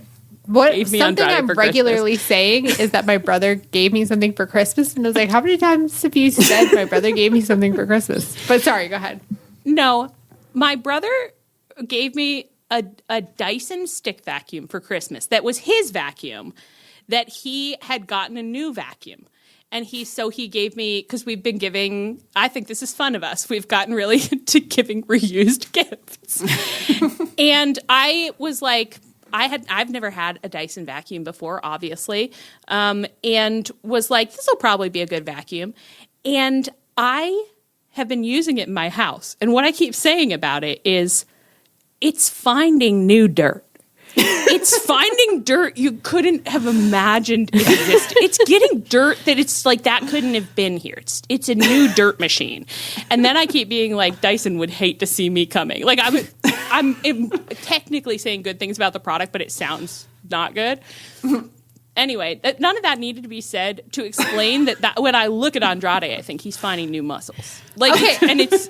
I was so curious where that was going. Yeah. And I thought that was going to a place where you're like, and Eddie Kingston is finding new horniness in me. No. I knew that horniness was there for Eddie. Eddie is a constant. I look at him, I say, get close to me, let me get close to you. It's closeness. Andrade, I'm just like, they didn't know that muscle they'd never seen that one before. I wish we never had. I don't think he should have that knee muscle, and I think that I've been voting against him solely on the strength of that knee musle. I don't like it. And he's so bulbous. proud of it. It looks kind of tumorous, actually, now that you've pointed it out. You should get that checked out. Yeah. Get a biopsy, buddy. I'm worried about you. New muscles. I hate him. Eddie Kingston, you can come here. You can come over here anytime. Any day. Eddie. Yeah. You think we're ever going to see Eddie again? I wish. I think he's on Collision doing stuff that nobody cares about, and it sucks. I don't think I've seen a clip of him recently. I need him to get back together with Mox. I need them to have a married run. It's like no one respects marriage in this company. Yeah, you know? it's so true. They're always busting up. Yeah. But it's also like this picture of him walking around in the towel. It's like, come on to my bathroom, looking like that. You know, like, absolutely. Take a shower in my shower. Take a shower in my shower. Could wake up to that and too. Come out of my bathroom and say that thing is a piece of shit. What is happening with your water here? And I'm baby, I know. I also am interested. I got this friend who can get you a new one. And I say, Eddie, please. Oh, yeah. Eddie, please. Wow. The fantasy of Eddie getting me a new water heater has really unlocked something. And it's honestly, when it arrives, it's in great condition, but it does arrive in the back of like someone's Toyota Sienna, like, and it's crammed in. It's like not like everything about it is sketchy as hell. But he's like, no problem, you'll love it. And you know what? I do love it. I love my new water heater. Thank you, Eddie. You're kind of like Eddie. Where'd you get it? And he just like looks at you, and you're like, no, sorry. You're right. I don't need to know. My it's kind of a tangential fantasy. Because I'm in an apartment building, so I'm like probably not going to replace the water heater. It's just that he's like, I'll go look at it. And he goes down there and he looks at it and he thumps it a couple times. And then he looks at it and then he's like, I don't know how the fuck this thing works. And I'm like, so that's so true, King. Neither do I. Neither of us know how it works. Neither of us know how it works. To be clear, I am also in an apartment building. I'm just very conscious of how small my water heater is because I can't do anything with long. I can't do anything big with my water. Our water heater's doing something. Let's pause on this for a second. Our water's doing something. Heater's doing something so interesting. Where sometimes it'll get like the hottest you can imagine. Like it's so fucking hot, and then other times, for a period of days at a time, it won't really get hot. And I have a theory, and I don't really understand how my water heater works.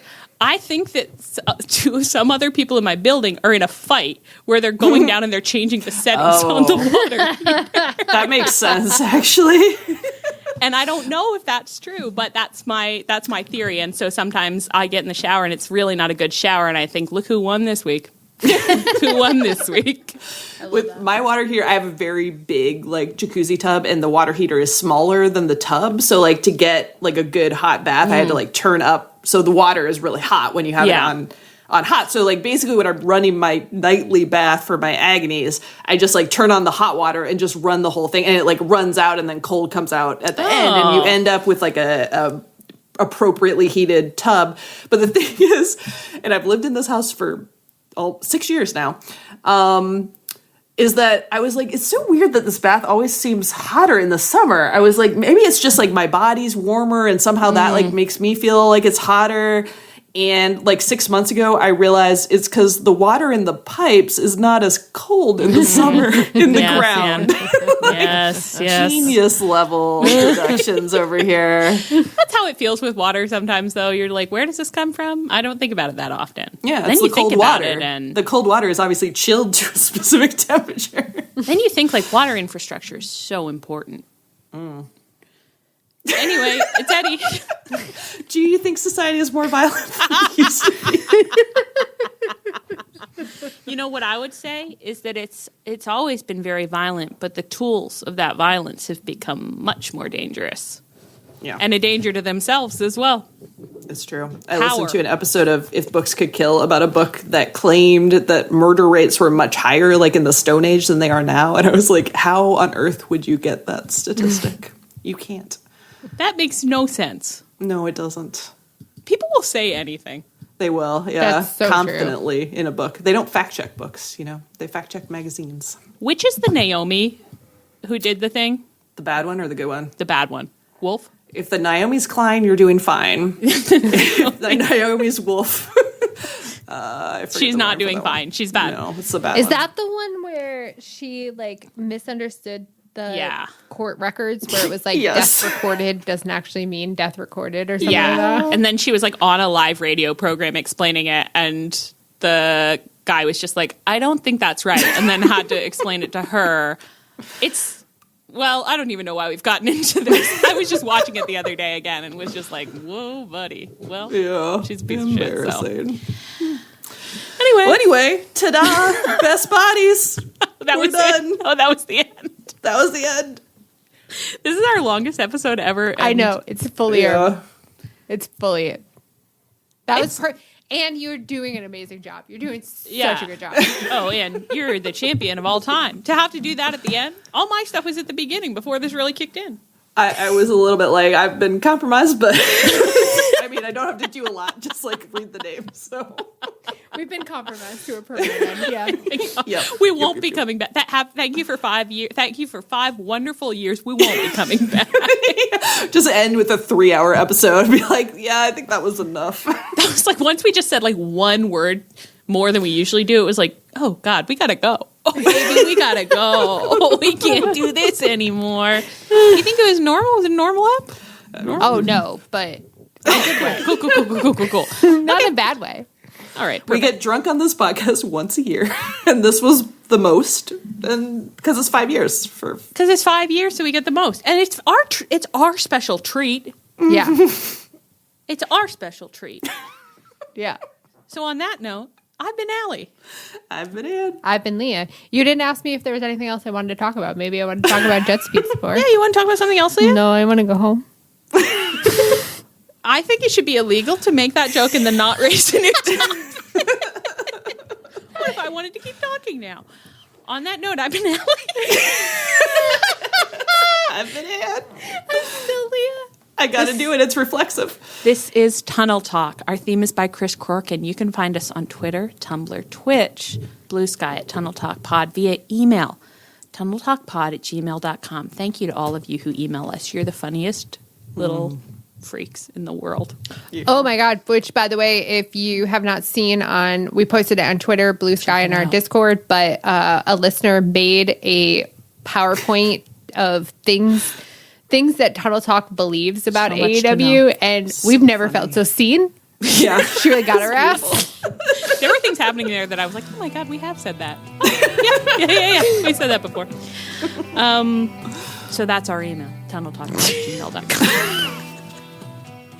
What else do I say? You can find us on our feed, on the Social Suplex Network feed, where you can check out all the other great podcasts on the network, and you can find us on the Social Suplex Network Discord.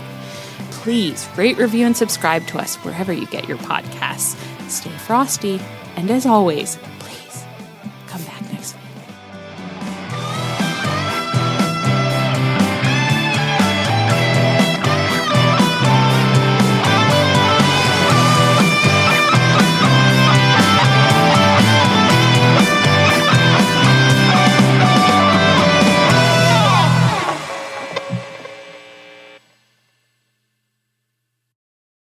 Thank you for calling the Bombas Comfort Line. Bombas make socks, slippers, tees, and underwear made with the highest quality materials. Press 1 for comfort, 2 for style, 3 for donation. You chose style. Bombas has styles for whatever you enjoy. You can run in Bombas, lounge in Bombas, dress them up, dress them down, but always give back in Bombas. Because with every item purchased, another is donated. Bombas, comfort worth calling for. Go to bombas.com/audio and use code AUDIO for 20% off your first purchase. That's BOMBAS.com and use code AUDIO.